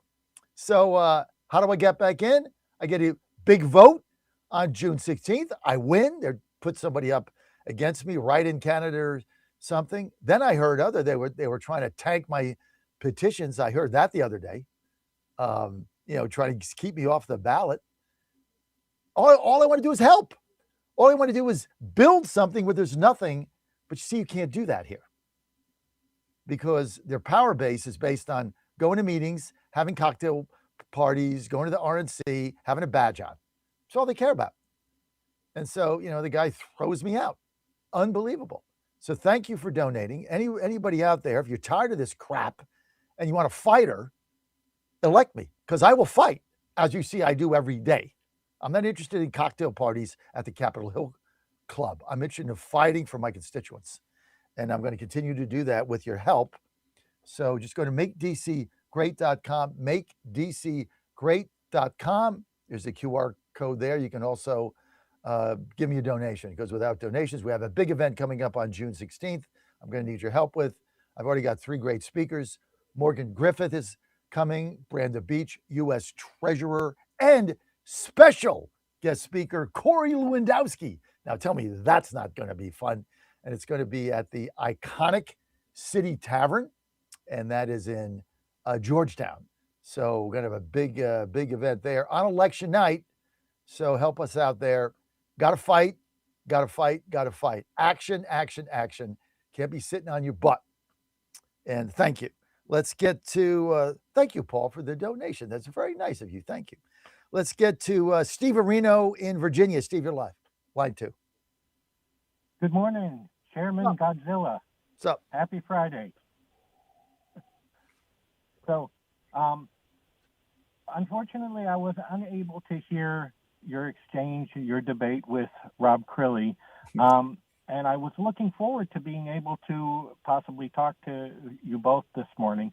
But going back to last Friday when we spoke, I think it was pretty obvious that there's an issue where he's an intelligent man, he's talented, which is why I don't make an issue of the fact that, well, here he is, a Brit coming and taking an American job, because to me, writing is an art, and artists aren't necessarily, should be excluded with HB1B and all of that other crap that goes on. But, the fact that he was saying last Friday, oh, we're not really in decline. There's not a lot of stuff going on in England. It's like, what about Tommy Robinson?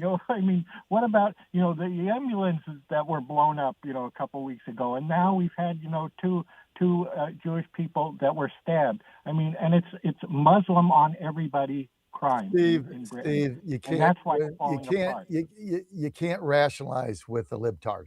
You just can't do it. And I love Rob to death. He's a very intelligent guy. He's a great friend.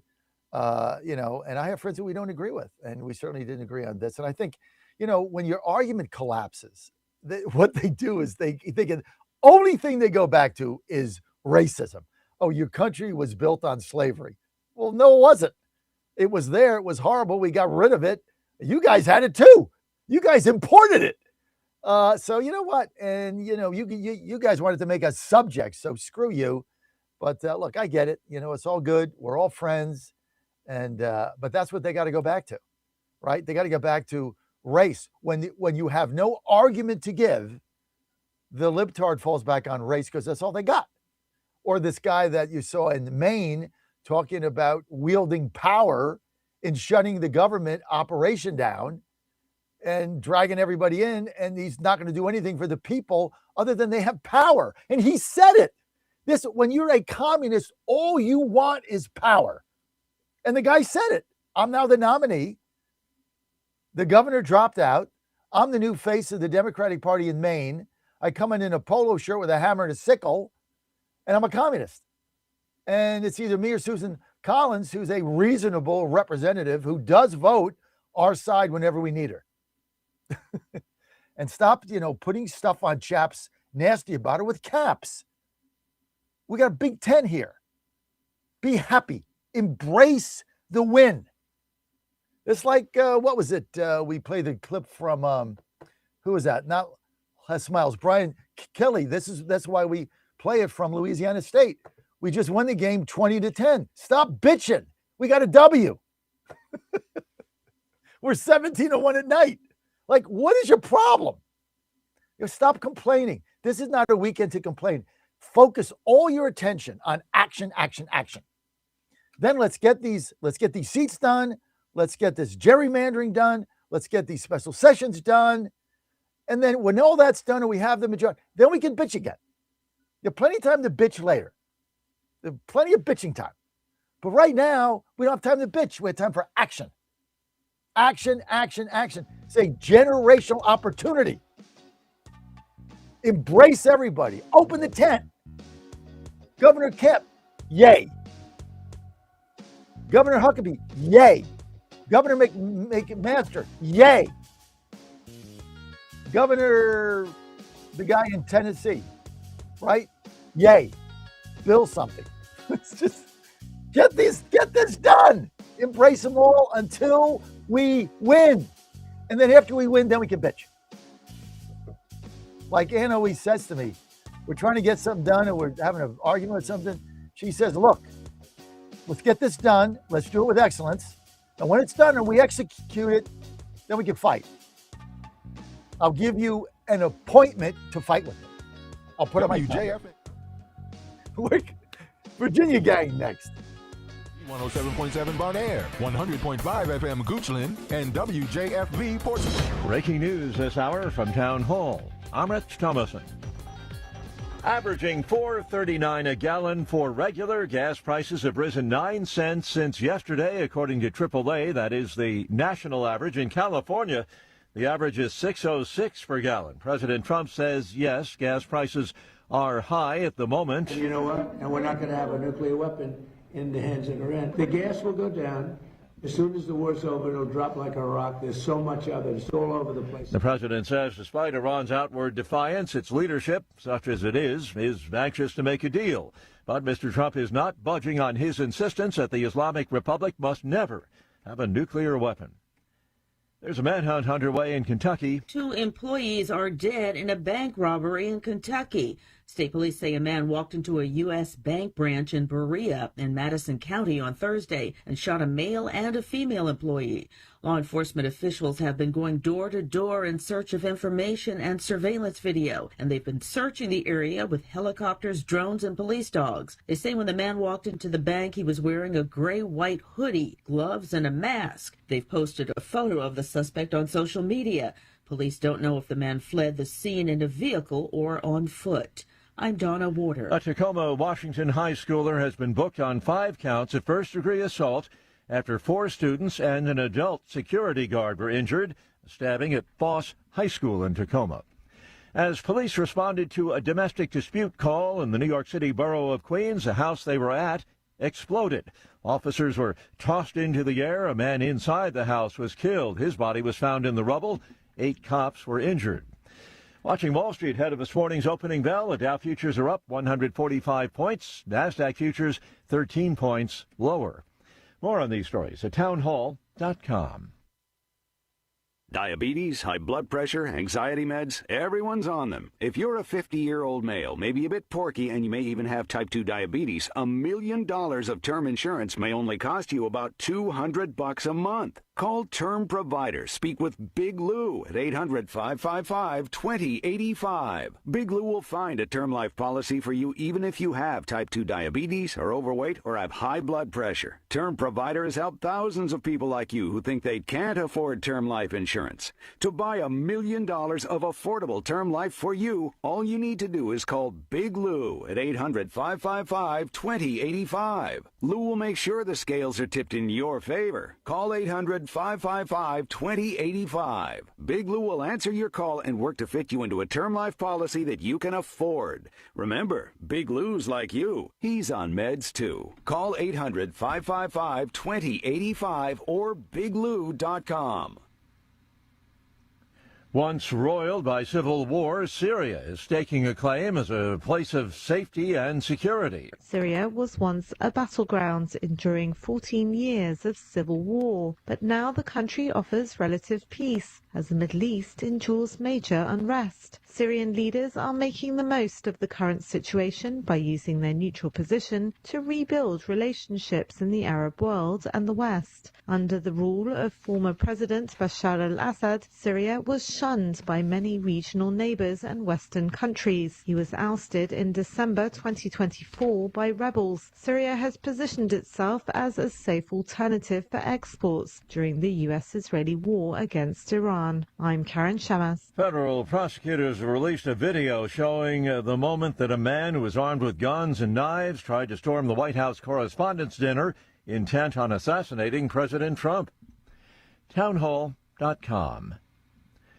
Prediction markets argue they're different from sports books, yet gambling addicts and experts in the field say it's all the same thing. Clinicians who treat gambling disorders are concerned about their patients turning to prediction markets. Two gambling addicts who spoke to the Associated Press say they had relapses on prediction markets after they took legal action to protect themselves from the allure of sports betting. Their stories reflect what experts say they see with some of their clients. The rapid growth of prediction markets has sparked a high-stakes debate that is playing out in courts and legislatures all over the country. I'm Gethin Coolbaugh. The Onion's plan to transform Alex Jones' InfoWars platforms into parody sites are in limbo again. New legal filings by Jones led a Texas appeals court to pause a proposed deal. It would give the satirical news outlet control over InfoWars. More on these stories, townhall.com. Bad decisions limit future options. Make enough bad decisions and you will destroy your life. Listen to The Flatline with your host, Rick Hughes, every Sunday morning on the John Fredericks Radio Network. The Flatline describes a main line of resistance in your soul, built on God's Word. Join us every Sunday morning for 30 minutes of inspiration, motivation, and education, all without manipulation. That's The Flatline with Rick Hughes, heard here every Sunday at 8:30 a.m. on the John Fredericks Radio Network.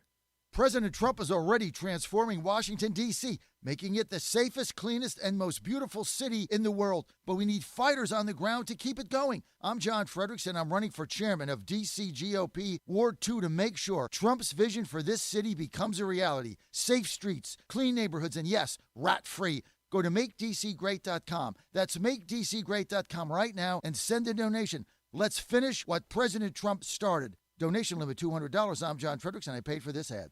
It's finally here, our second annual mega sale. This sale only comes around once a year, so take advantage of the best offers ever while you can. For example, save 50% on our Giza Dream bed sheets, as low as $29.98. And for the first time ever on TV, MyPillow mattresses and MyPillow mattress toppers, as low as $99.98. And you save 50% on our Lux Pure 6-piece towel sets. Regular $69.98, now only $39.98. And our best-selling standard MyPillows, regular $49.98, on sale for $17.98. Wait on it, mega sale, only $14.98. But wait, there's more. To make the mega sale even more special, when you order right now, your order's going to ship absolutely free. To take advantage of the second annual mega sale, go to MyPillow.com or call 800-854-0504 and use promo code Godzilla. Buddy Carter, warrior, great guy. President Trump and Buddy Carter are working to help Georgians keep more of what they earn by passing the largest tax cut in history, eliminating taxes on tips and overtime, and making the child tax credit permanent. Buddy Carter, warrior, great guy. From day one, Buddy Carter has stood with President Trump on his mission to make life more affordable for working families. But while President Trump and Buddy Carter were protecting our wallets, Congressman Mike Collins was abusing them. Congressman Collins is under federal investigation for misusing taxpayer funds to benefit himself and his cronies. According to the investigation report, Congressman Mike Collins, quote, may have violated federal law by shelling out government funds to one of his top aides. Georgia families have had enough of wasteful, corrupt career politicians. We just can't trust or afford Mike Collins. Paid for by Buddy Carter for Senate. I'm Buddy Carter, and I approve this message. Now more than ever, it's imperative to support companies that share our conservative values. That's why I can't be more excited to tell you that I've switched my family to Patriot Mobile. Patriot Mobile is America's only Christian conservative wireless provider. When you switch to Patriot Mobile, you shift your support away from the leftist, woke, progressive agendas of Big Mobile. Patriot Mobile's wireless service works perfectly and seamlessly as you go about your lives with exceptional nationwide coverage that uses the same towers the main carriers use. Patriot Mobile donates a portion of every dollar earned to causes you care about, to organizations that fight for religious freedom, First and Second Amendments, sanctity of life, and the needs of veterans and first responders. Patriot Mobile has plans to fit any budget, along with great discounts for our veterans and first responder heroes, as well as multi-line users. Switching is easy. Just go to patriotmobile.com/Godzilla or call their U.S.-based customer service team, 972-PATRIOT. That's 972-728-7468. Use offer code Godzilla for free activation. conversation. If you want to go after an athlete, one of my athletes, you go after one that doesn't do the right things. You don't downgrade him because he does everything right and may not play as well on Saturday, and you let us make that decision. That's why I don't read the newspaper, because it's garbage, and the editor that let it come out is garbage. Attacking an amateur athlete for doing everything right. And then you want to write articles about guys that don't do things right and downgrade them, the ones that do make plays. Are you kidding me? Where are we at in society today? Come after me. I'm a man. I'm 40. Don't touch that dial. You found your home of the truth. Do you solemnly swear to tell the truth, whole truth, and nothing but the truth? With the best analysis in America. You can't handle the truth. And now back to the John Fredericks Show. You, my friends, are on the John Fredericks Media Network, and I am your Godzilla of the Truth in America, TGIF. Great to have you with us today. We got the Virginia gang coming up. Well, we got a lot to talk about. Chap Peterson in the house. Backed by popular demand, no doubt. He's got a lot to say about this gerrymandering thing. We got a new ruling by SCOTUS. Coming up on the Virginia gang is going to be Pam Everett. She's a lieutenant governor in South Carolina. She wants to join the gang because, well, she has called on her governor, McMaster, to have a special session. We've also urging Tennessee to have a special session, and Georgia, and Sarah Huckabee in Arkansas, because these maps are now, guess what? They're illegal. Harmeet Dillon on the Next said, in case we had enough, if the governors don't act, I'm going to step in. I'm the head of Civil Rights Division at the Department of Justice. These maps are illegal, and if you don't do it, I will. Sounds like she threw the gauntlet down. Now, a big Harmeet Dillon fan. I backed her for chairman of the RNC. Got all kinds of abuse over that, but we don't care. I'm always the visionary 2 or 3 or 4 years ahead of everybody else. Time for the Virginia gang. This segment brought to you by the Safer Supervision Act, of which I'm a huge proponent of. Federally, the Safer Supervision Act in markup right now in the Senate. Call your senator.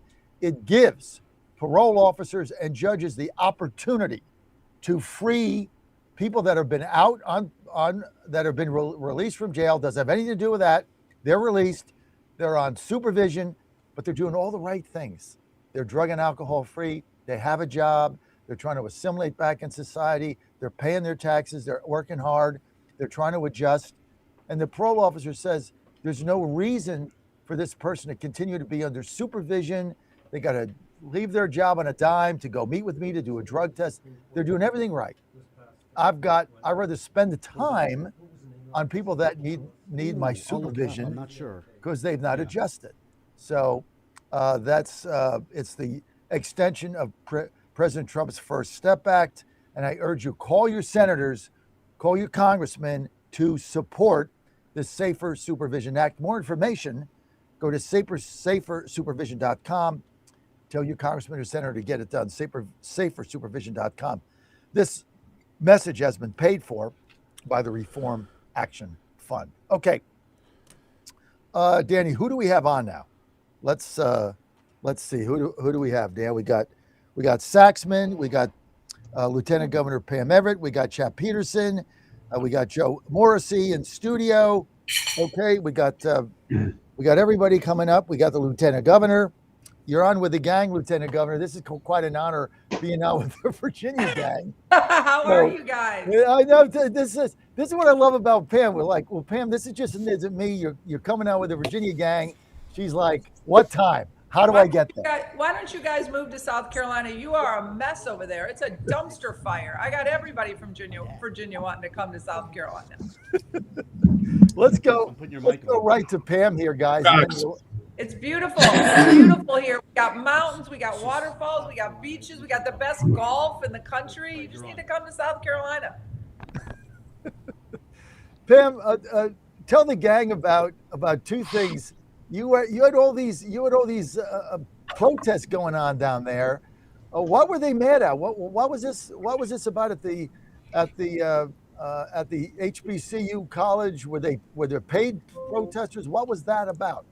John, I really don't know. In December, they asked me to be their commencement speaker. I've done commencement speeches for 8 years, talking about, the importance of hard work, the importance of being the best in the room, and how don't let anything stand in your way of the success you want. That's always been the inspiring message I've given. I was invited to the White House on Tuesday. My team called me and said, all these things were spinning up on the campus of SC State University. It's one of our historically Black colleges and universities. I was kind of shocked by it. And then it turned into like a full on, we don't want her there. And what the students said was, because I'm pro-Trump, I'm pro-life, and I'm anti-DEI, that I support law enforcement and I support ICE. And those weren't the ideals that they shared, and they didn't want me there. And it was like, wow, when is this going to stop? And John, after the assassination, the political assassination of Charlie Kirk, I went on and made some very bold statements that we should get rid of tenure on our college campuses, that these professors have way too much power, that they're indoctrinating our kids, because if the faculty and the leadership at SC State were doing their job, they would have sat these young adults down and said, listen, President Trump has done more for historically Black colleges and universities than any president in our history. And the governor and lieutenant governor has continued to support. And the fact that we have a Republican, a supermajority in the House and the Senate here in South Carolina, we have continuously funded to make their campus better. And so what is the problem you have with them? And they should have, but they didn't. Just like we see from California to New York, we allowed this to happen. They rescinded the invitation that they had given me in December based on security reasons. They didn't feel it was safe for me to be there. Well, I mean, you're the lieutenant governor, you're running for governor, you want to go and meet with the students and make a speech and engage in debate, and they kick you out and then protest over it. Chap Peterson, former Democratic Senator, Northern Virginia. Chap, you're right up there. You got George Mason University right in the center of your hometown, your district. I mean, all the lieutenant governor wanted to do was go there and engage students, and they kick her out. What's the deal here, Chap? Well, I think unfortunately it seems to be a trend in higher education. It's been this way for, 15, 20 years, where you can disrespect speakers, you can exclude speakers based on viewpoint, even speakers that are elected officials. I spoke at a commencement at George Mason in 2004, and I was a Democrat, and there were people protesting me because of votes that I had taken. And you know what? I actually had a meeting with some of the student leaders ahead of time, and we talked it out. And, I think sometimes 18, 19, 20 years old, you think you know everything. I was there, believe me, I remember it well. And I've had children go through that. And I think our society tends to be less, what's the word I'm looking for? Less demanding of students that age, as opposed to just saying, look, this was how it's going to be. We're going to have a speaker. You're going to be respectful. If you don't want to be respectful, then don't be there. That's your choice too. Well, let's bring, go ahead, Pam. Well, what I'm saying is, you're right. We've seen this time and time again. I never thought I'd be in the list of these kind of people, but Riley Gaines, look what they did to her on college campuses. Look what they did to Charlie Kirk. Look what they've done to Ben Shapiro.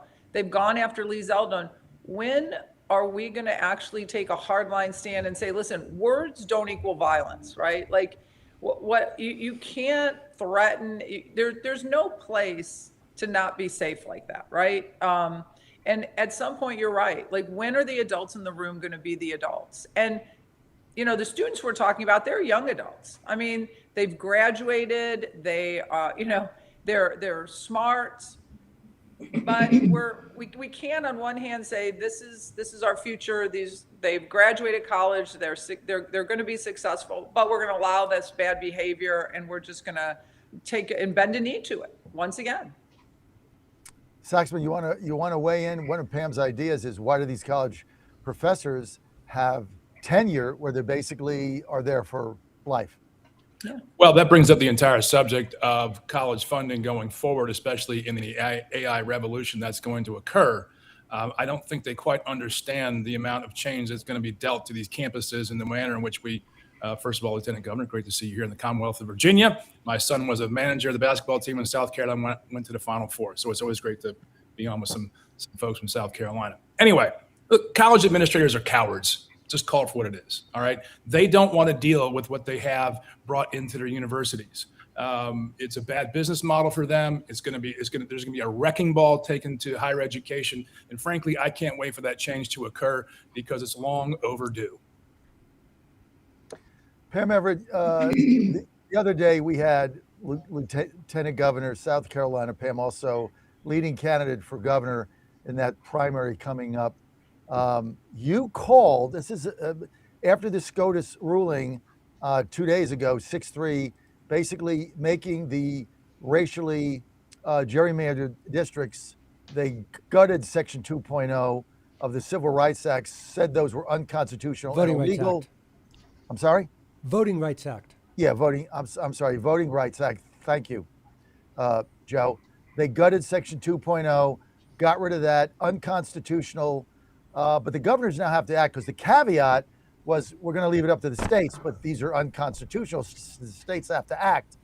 But then we've got Landry in Louisiana put his election off, do new maps. You saw what DeSantis did in Florida. Tate Reeves, Mississippi governor, halted everything, put that primary off. He convened a special session Monday.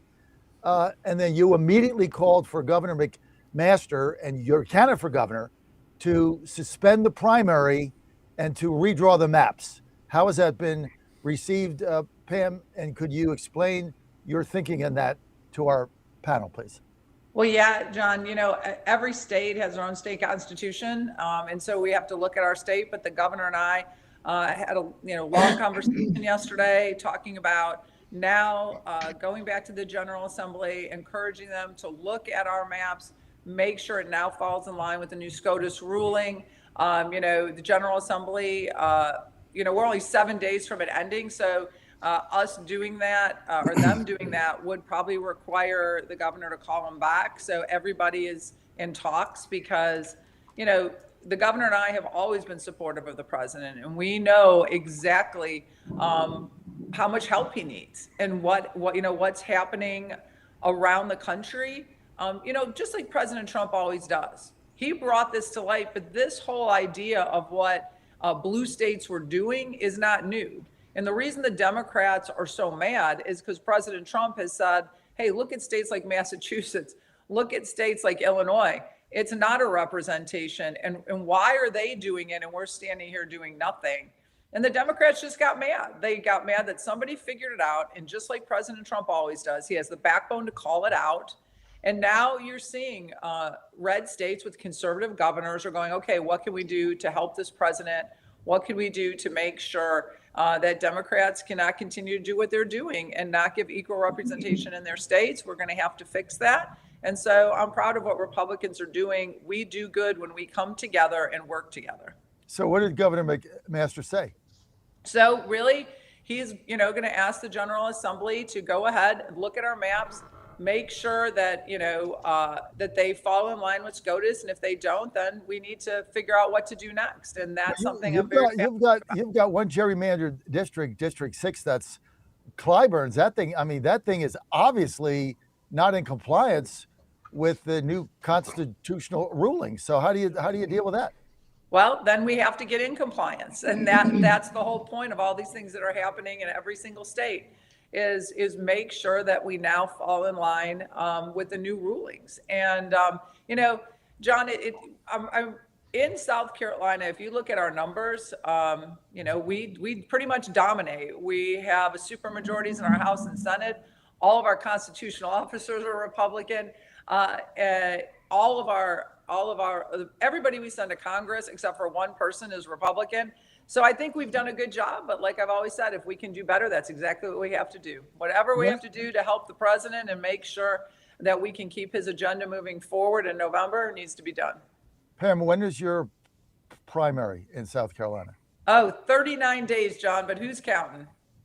So if you did a new map, would Governor McMaster have to do what Jeff Landry did in Louisiana and push the primary back in order to accommodate people running in the new maps? Districts? Well, that's kind of the problem. What I've been hearing, there's been a lot of talk about this. Obviously, everybody's trying to dig into the legalities of it. What I have heard on the first blush, again, that was just the first swipe through, is that our Constitution wouldn't allow the governor to do that. So we would have to see how we could actually get that done if it was something that was even possible. Joe Morrissey, the legality of this in South Carolina is complicated, not as complicated in like Louisiana or Tennessee, which we're still waiting on that governor to act. But Joe, you're a lawyer. You've been through this in the General Assembly. We're dealing with a Virginia situation. How do you see this all tying in, Joe Morrissey? Sure. I'll try to tie it together. First of all, I want to welcome the Lieutenant Governor to the Virginia gang. She certainly makes this group of 6 far more attractive. The quotient attractiveness factor has increased exponentially. Pam, well, it's lovely to see you. Lovely to meet you. John, this Louisiana redistricting case is one of the most impactful cases that I've seen in the Supreme Court in literally decades. I mean, it is up there with Miranda versus Arizona, Gideon versus Wainwright, the Brown versus Board of Education. It is huge.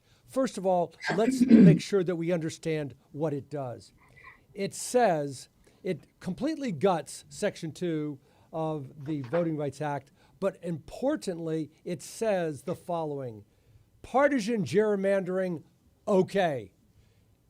Intent to discriminate based on race, wrong. So what does that mean?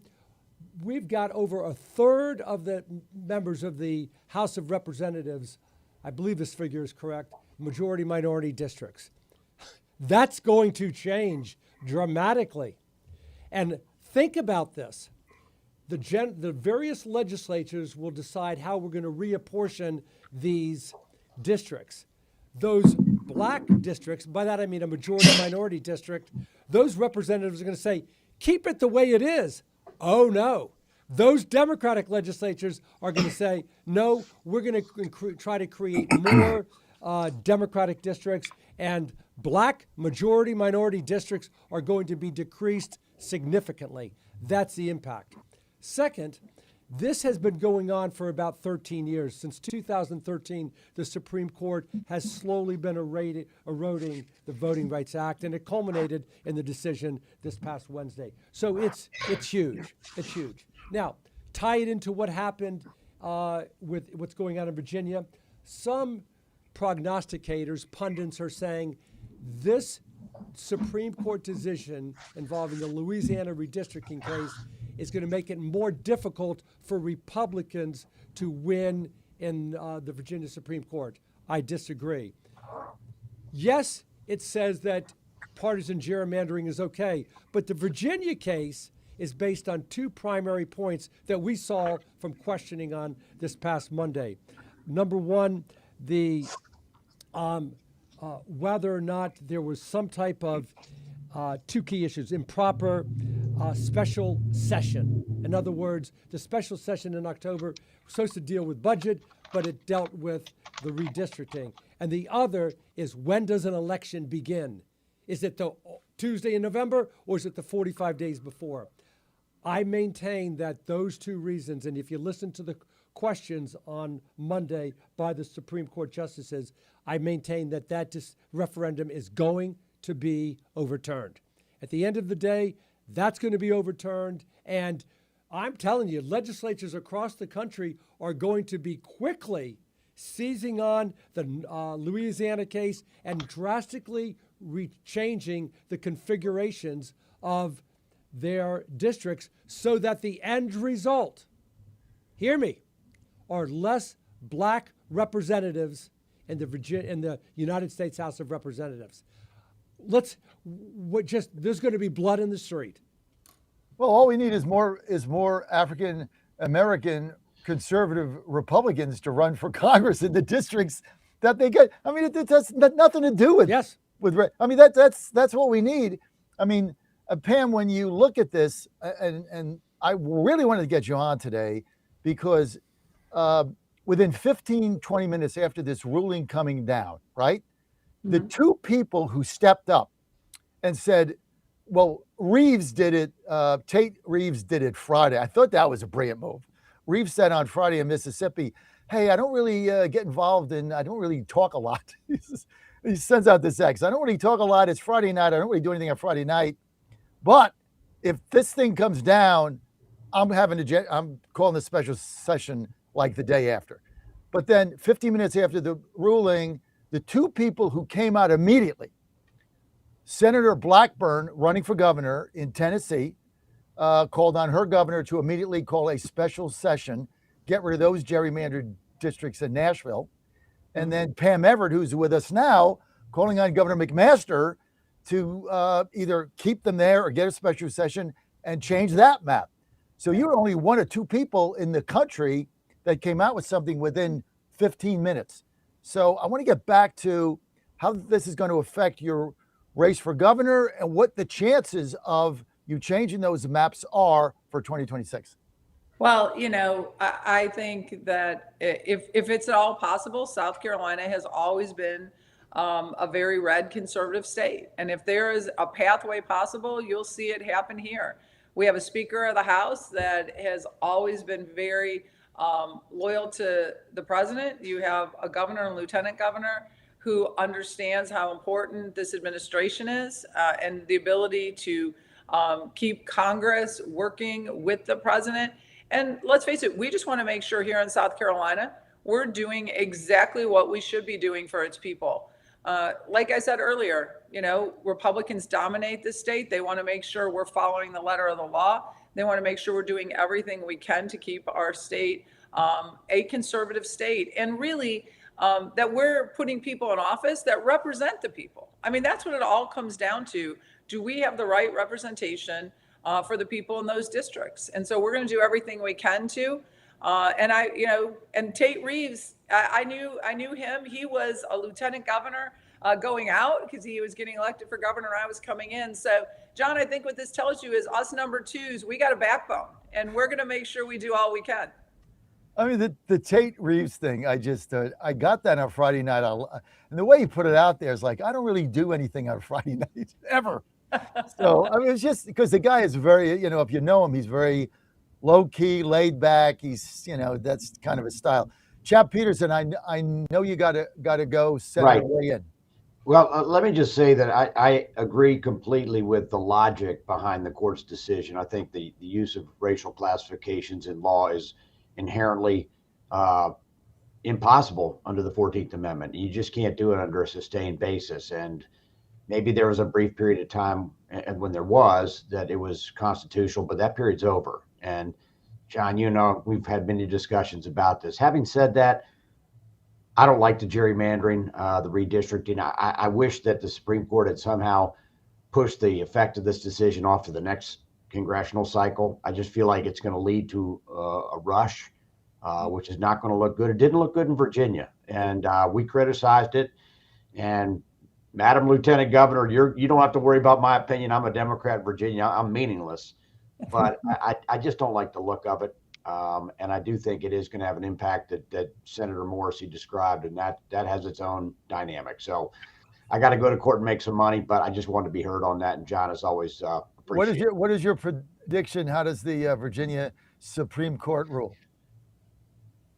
I heard the oral argument also. I think it'll be a split decision. I think it'll be 4-3. I'm not going to say which way. I'll make my prediction on the bet market, but I think it'll be a split decision. I think it'll be close. John, I usually follow Senator Peterson in the General Assembly and the Senate. I would turn around like this and see where Chap was voting. However, I think he's wrong here. I think it's a 7-0 vote of the Virginia Supreme Court to overrule the referendum. I always looked at Chap's vote to make sure I was voting the right way. Saxman, what are they gonna rule?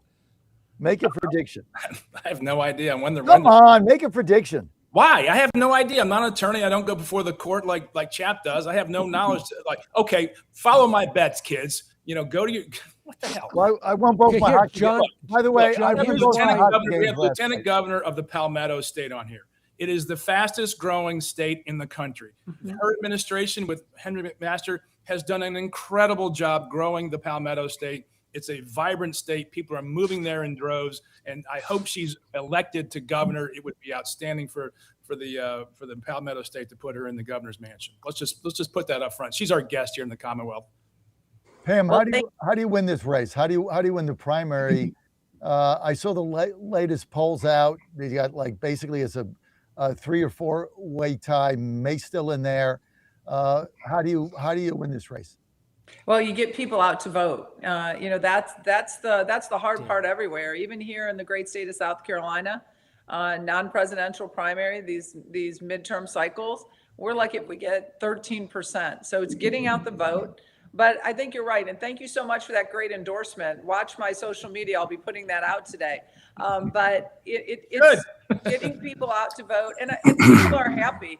If you ask people, a lot of my opponents, coming in and talking about how South Carolina is this terrible place and they need to go in there and they need to change everything. Well, polling doesn't show that. Polling shows that in the low 80s, people think we're going in the right direction. So I think that's a losing message. I'm going to talk about all the things that the governor and I have done over these last 8 years, and that under an Abbott administration, we're going to eliminate state income tax. Not because, we think maybe it's the right thing to do. It's the absolute right thing to do. We're going to cut these crazy regulations. We have over 80,000 regulations. We're going to cut it. We're going to make sure we change the way we elect our judges, because that's what the people of South Carolina want. We share that. Only one of two states, or the other state, that allows the General Assembly to elect judges. I don't think it should ever go to the people. I think the governor should appoint. The General Assembly can confirm. Let's make it based on term limits, and let's have a review process, because we've seen around the country where judges have fallen off the rails, and we need a mechanism to pull them back in when that's done. We need prosecutors who are willing to prosecute, and we need judges who are willing to deliver sentences that are appropriate for the crimes. We need consequences back in this country. We see it on so many levels. When there's not consequences, these things tend to hype up, and we don't need that anymore. And that's what I'm hearing from the people of South Carolina. I'm going to talk about my vision. I'm going to talk about the fact that I was a successful business person in the private sector. I've sat at the right hand of the governor. And when people of South Carolina go out to vote, ask yourself one important question. Would I hire this person to be the CEO of my company? And if you can't say yes, then you probably don't want to vote for him to be the CEO of this state. And I'm the only person that has been successful as a CEO in government and as a CEO in the private sector. So that's the message I'm giving, John, to the people of South Carolina. And I hope it energizes them to get out and vote. Governor, let me ask you a couple of questions. First of all, I want to echo what Chris Saxman said about welcoming you to Virginia. I, too, love visiting South Carolina. Most of the time it's Hilton Head or Myrtle Beach with the kids, but I always love the idea that I'm going to end up in South Carolina. Just a fabulous state, and I wish you the best. Few questions. There are 4 candidates in the Republican primary. Is that correct? There's actually 6 of us in total. How many men? How many women? 2 women, 4 men. Oh, 3 women, 3 men. Okay. Right? Second question, is the governor going to make an endorsement before the primary? The governor endorsed me about a month and a half ago, has given me his full endorsement. Told everybody if they really like this chapter in South Carolina, they're going to love the next one with Pamela Abbott as their governor. That's lovely. Last thing, has the president endorsed in the Republican primary? He is not endorsed yet. Everybody, it's the number one question. It's the most coveted endorsement in the country. And so, I'm very proud of my record, of supporting the president. I supported the president when I was just a business owner because I knew we needed something more than career politicians.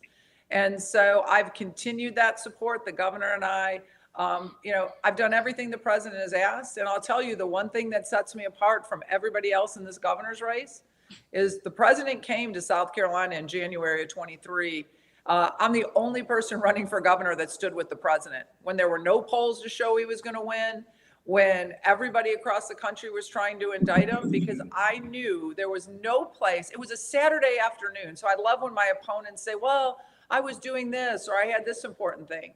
I canceled a trip to Florida with RLGA to be with the president, because nothing was more important than getting Joe Biden and Kamala Harris away from that Oval Office. And anything we needed to do, we should have came in. And I believe that the president remembers and respects loyalty. And so every day I tell people when they ask me about the president, I say, everybody should be honored to have his endorsement. Nobody should expect it. But that's the one endorsement I would absolutely love to have. All right, well, best of luck to you. When you get elected, win the primary and get elected governor, my clan, the kids and I will stop by the governor's mansion and say hello to you. I'd be happy to show you our beautiful historic mansion. You got a lot of fans here, Pam. Joe's an independent, Jeff's a Democrat. John, are you going to endorse? John just endorsed right here, too, just like all of your guests. Are you asking for my endorsement of the Pam Everett campaign? Absolutely, John. Well, you know, I'm really good friends with Nancy Mace, right? You know that. Yeah, you told me. Nancy and I go back a very long time.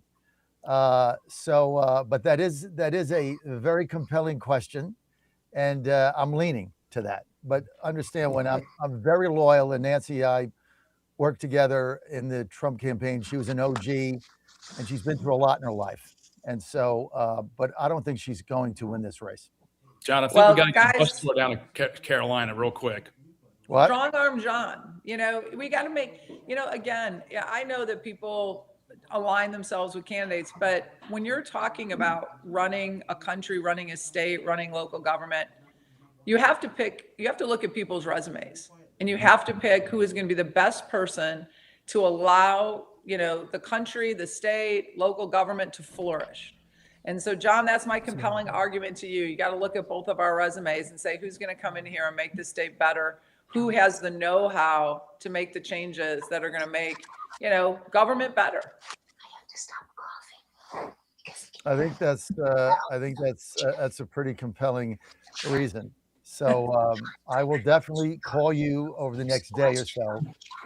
But it's a good question, and thank you for asking it. You're welcome. You guys, come on, strong arm John a little bit in these next few days. We'll get him there. I was just texting with Trey Walker. We'll get him there. Oh, there you go.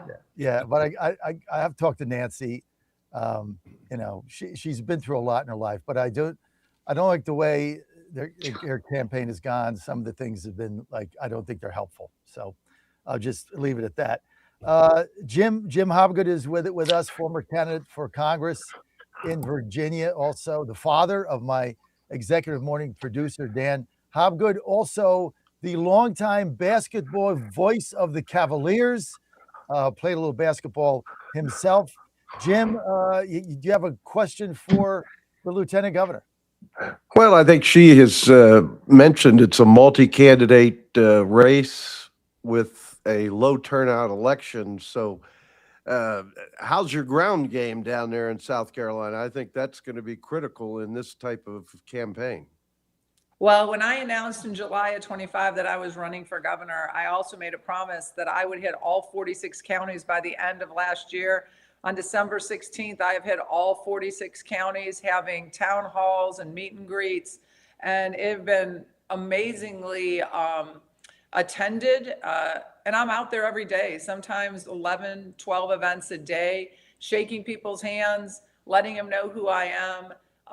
And my mom is 97. She lives with me, and she always tells me to know me is to love me. So I've used that and made sure I've gotten everywhere. And I think it's important to shake people's hands and ask them for their vote, because it's the one thing that they have. It equalizes everybody, and people want to be asked personally for that. So my ground game has been spot on, and I have a great team, and we are everywhere. We'll be doing a meet and greet in Spartanburg this afternoon, going to the iconic Ike's, and just shaking hands with people and wishing them a great Friday and letting them ask me whatever questions they'd like to ask.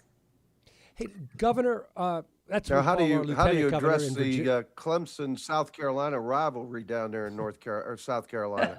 So that is a great thing. When I first came, when the governor will tell you he plucked me out of the business world. The governor, big Gamecock fan, my husband, big Clemson fan. And I used to tease when people would ask, like, what do the governor and I not agree on? I would say it's the rivalry between Clemson and the Gamecocks. But now I have a daughter that went to law school at USC. My youngest son is at Clemson. So now I tell people I'm an equal opportunity tuition payer. Wherever my kids want to go and be successful, I end up writing a check to. So that's how I keep everybody happy in South Carolina and our colleges, because I've written checks to lots of colleges. Pam, I've got a question. Go ahead. Can you, as the Lieutenant Governor of South Carolina, give us some insight into what I call the handshake? And I'm talking, of course, about the brouhaha involving Dawn Staley, who was a UVA superstar and now the head coach of the women's team, South Carolina Gamecocks, when she went to shake the hand of the UConn coach after that semifinal championship game. And that's all I heard for the next 2 or 3 days is what happened at that handshake. Do you have any insight for us?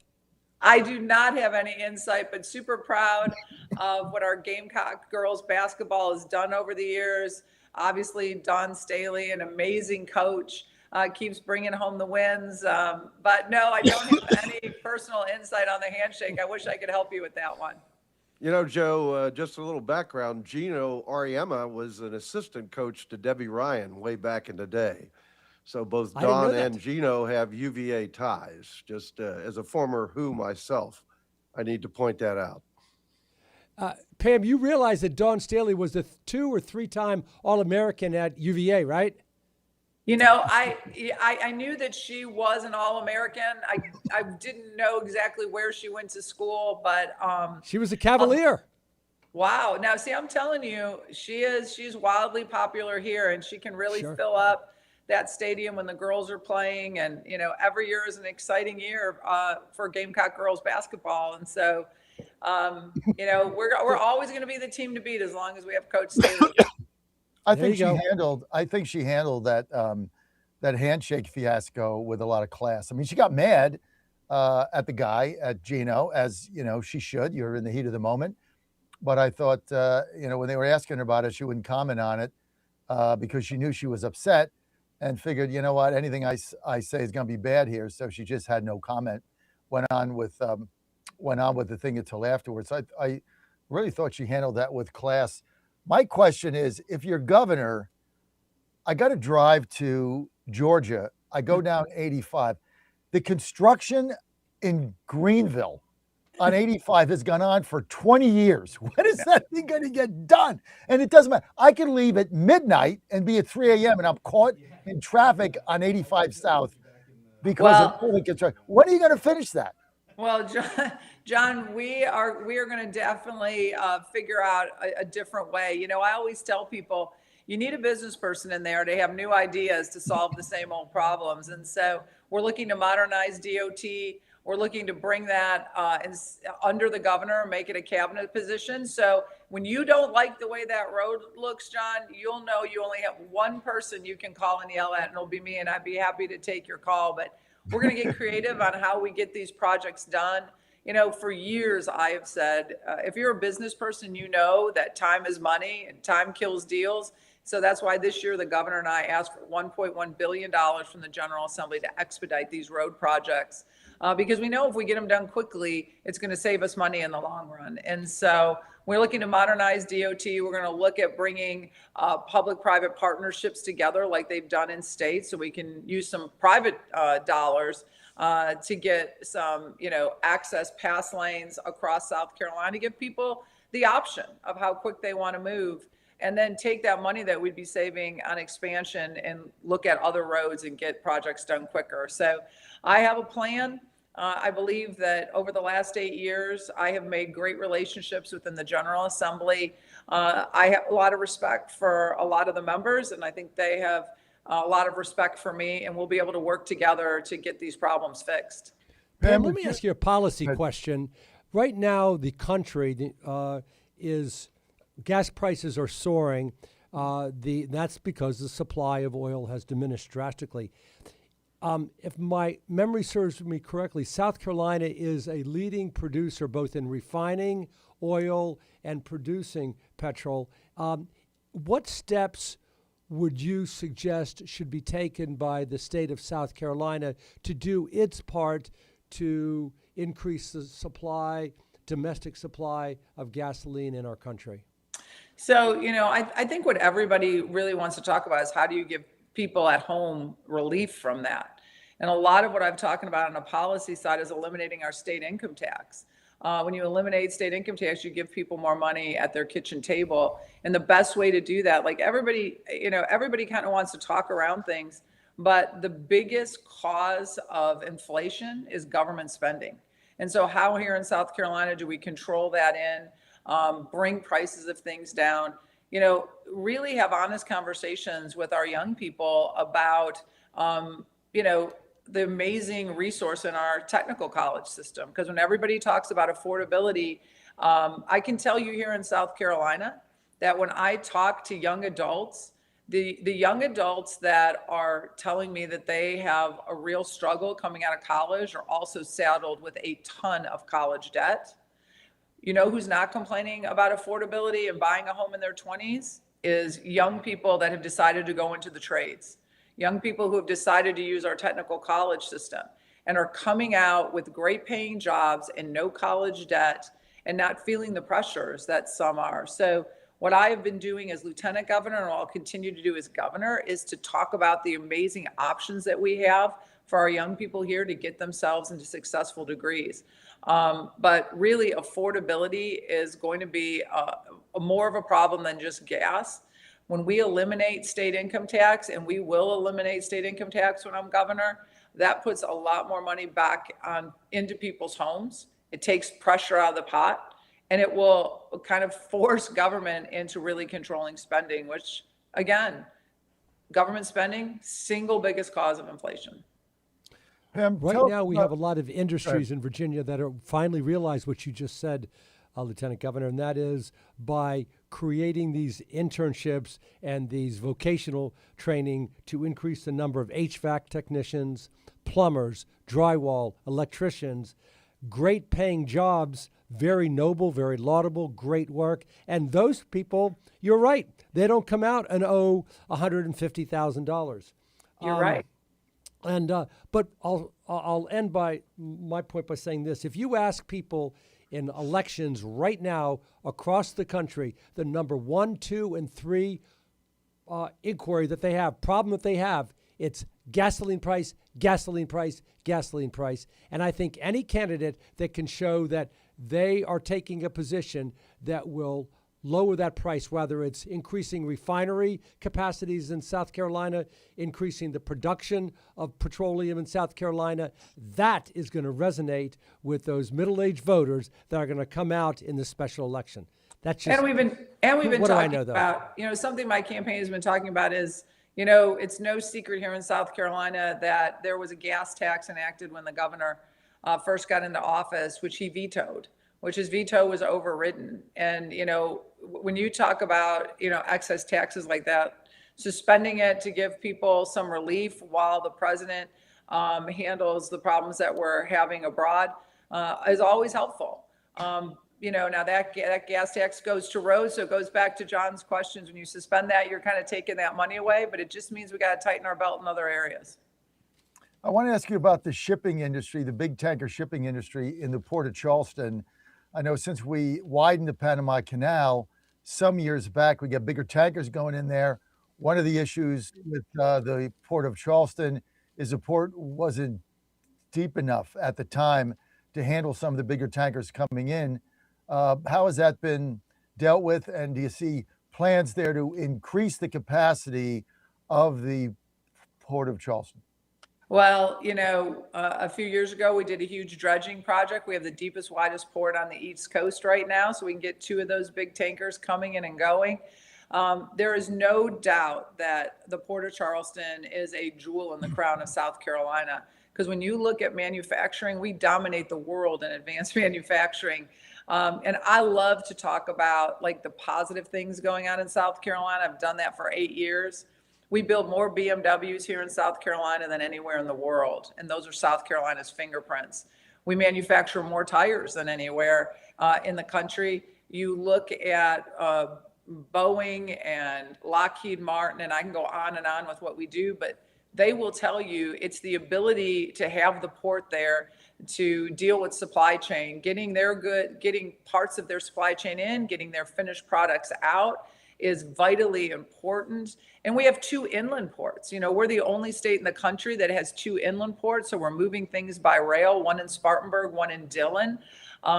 So we are set up to have continued growth and success in this market. But as the next governor, I want to make sure we're broadening our horizons and making sure that, you know, we're getting research in here and we're getting technology in here. And we have amazing incubator facilities that are going up around the state to pull out talent from our colleges and universities when it comes to nuclear, when it comes to shipbuilding, when it comes to engineering. Those incubator companies are going to be the next, you know, grassroots success stories here in South Carolina. And that's why I go back to, John, we need a business person at the helm that understands how you have to think out of the box. You know, we are the #1 state for inward migration, but outward migration out of our college campuses is really high. And we need to change that because we need to keep the best and brightest right here in South Carolina. So I look forward to, when I'm governor, diversifying what we're doing and bringing more of those research jobs, more of those high-tech jobs right here to South Carolina. West Virginia's having the same problem in young people just leaving the state. Beautiful state. I know Governor Morrissey did back him in his race. Good friend of mine, great guy. But one of the things they're really struggling with is young people move out of the state because they don't see enough opportunity going forward for their life. It sounds like you've got some of that going on in the Palmetto State. What is one concrete thing to do to change that perception? Again, being creative. As I just alluded to, we have these incubator programs that are happening all around the state. I toured they do a unmanned shipbuilding process, crafting it, working with the Department of Defense. But they started as an incubator program in one of our incubator facilities, working with students coming out of Clemson and USC and other colleges around the state. Engineering students, gave them opportunity, and they have continued to grow. They now have big contracts with our Department of War. You know, we have Joint Base down here in South Carolina. When you were talking about energy and gas, 58% of our electric capacity comes from nuclear. And we are really focused on energy here in South Carolina. The General Assembly passing what I like to call the big, beautiful energy bill last year, resurrecting the completion and the build of VC Summer, a new nuclear plant here. Brookfield has been awarded that contract. I've had them in my office. We're looking at about 6 to 6.5 years to finish that completion. But then energy, and when you talk about growing the state and those next industries and how that's going to change, because I truly feel we're in the middle of an industrial revolution in this country. And we talked about it a little bit in the beginning of the show, as how these things are going to change and morph. We're going to need the energy capacity to be able to do that. And the governor starting Power SC, bringing the best and brightest together, him and I calling on our energy producers and the private sector to say, hey, let's lay out everything on the table. Let's figure out what's going to work best for South Carolina, what's going to take us to the next level. And it's just that collaboration that has really made South Carolina great. And now it's going to take the next leader of the state to look at the next 10 years. And I love, guys, when people say, like, what is the one thing you want to do? I'm a business owner. Any business owner out there listening will tell you that when you are a business owner, you are spinning, 8, 10 plates at a time, and they're all tethered together. And so you better make sure you're keeping an eye on a lot of balls, or they'll all come falling down. And so you got to make sure when you're bringing and attracting new industry that you're also looking at K through 12 education and secondary education to make sure you can deliver a workforce. You got to make sure you have the energy, because those industries of the future are going to require that. And then you got to make sure that you have a good blueprint for how you're going to grow your state. And that's something we don't have. I'm the only candidate talking about a blueprint, figuring out, where are the best places to put certain kinds of industries, bringing local government in to see what they're willing to have in their backyard, who they want to be their neighbor, so that we can make sure as businesses are looking at South Carolina, we can give them a clear direction of where to go. And think about this, John, when you have a blueprint like that, you can play offense on infrastructure instead of defense. But those are the kind of ideas that come from a business person. All right, Pam, as they say in Jerry Maguire, you had me at hello. What a compelling interview. Absolutely, who else would come on? Dan, just hang with us a minute. Who else would come on for an hour and talk to the Virginia gang, two of whom are former elected Democratic senators in Virginia? I mean, there's nobody else in this race that would do that. And when you said, when they ask you about the one thing, Joe and I run businesses, Ann and I, my wife's a CEO, we run a major media company. Right in front of me, I've got 1, 2, 3, 4, 5, 6, 7 whiteboards. You can't see them. Right in front of me, Yep. There's not space on any of them. There's like 70 things I have to do between now and next week. So I get that. But Pam, hey, shout out to your comms director, Matt. How do I say his name? Goins. Goins. Mm-hmm. Great guy. Great guy. Hey, John, real quick, if South Carolina gets rid of their income tax, this is the Virginia segment. It's more bad news for the Commonwealth of Virginia. More competition is going to have an advantage on us going forward. Absolutely. Especially with the taxes that Virginia's raised. Like, who would stay there? Like, just get out. But do you know the one thing that people in South Carolina are talking about? The fact that your new governor wants to tax sporting dogs. South Carolina, we love our outdoors. We hunt, we fish. I hunt, I fish. And I went to a sporting dog banquet and everybody was up in arms. Like, how do you tax your sporting dogs? Like, that's just that's not American. And so that was something that happened in Virginia that people were talking about in South Carolina and just shaking their heads. Pam Everett, I want to thank you. We're out of time, but I really want to thank you for being with us today and with our panel. And people want to follow you on social media. Where do they go? Go to PamelaEvitt.com. See where I'm going. We do a great newsletter every single week to talk about what we're hearing on the trail.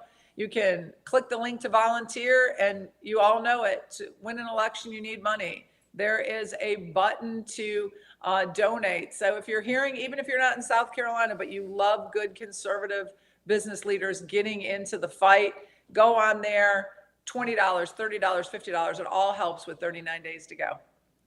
Pam, thank you. Is it a straight plurality? Do you have to get 50%? How's that work again? 50 plus 1, John. 50 plus 1. So you're likely to get in a runoff. I'd like to be bullish, John, and say that if I keep working and outworking my competition, maybe we can get it done on June 9th and we can all take a few weeks off. That'd be nice. Pam Everett, thank you. Thank you for being with our panel today. I want to thank our panel, Joe Morrissey, Chris Saxman, Chad Peterson, Jim Hobgood, first-time panelist. Jim, thanks for being with us. Absolutely. And, Pam, thanks, guys. Pam, you had me at hello. Thank you. Have a great day. Thanks, everyone.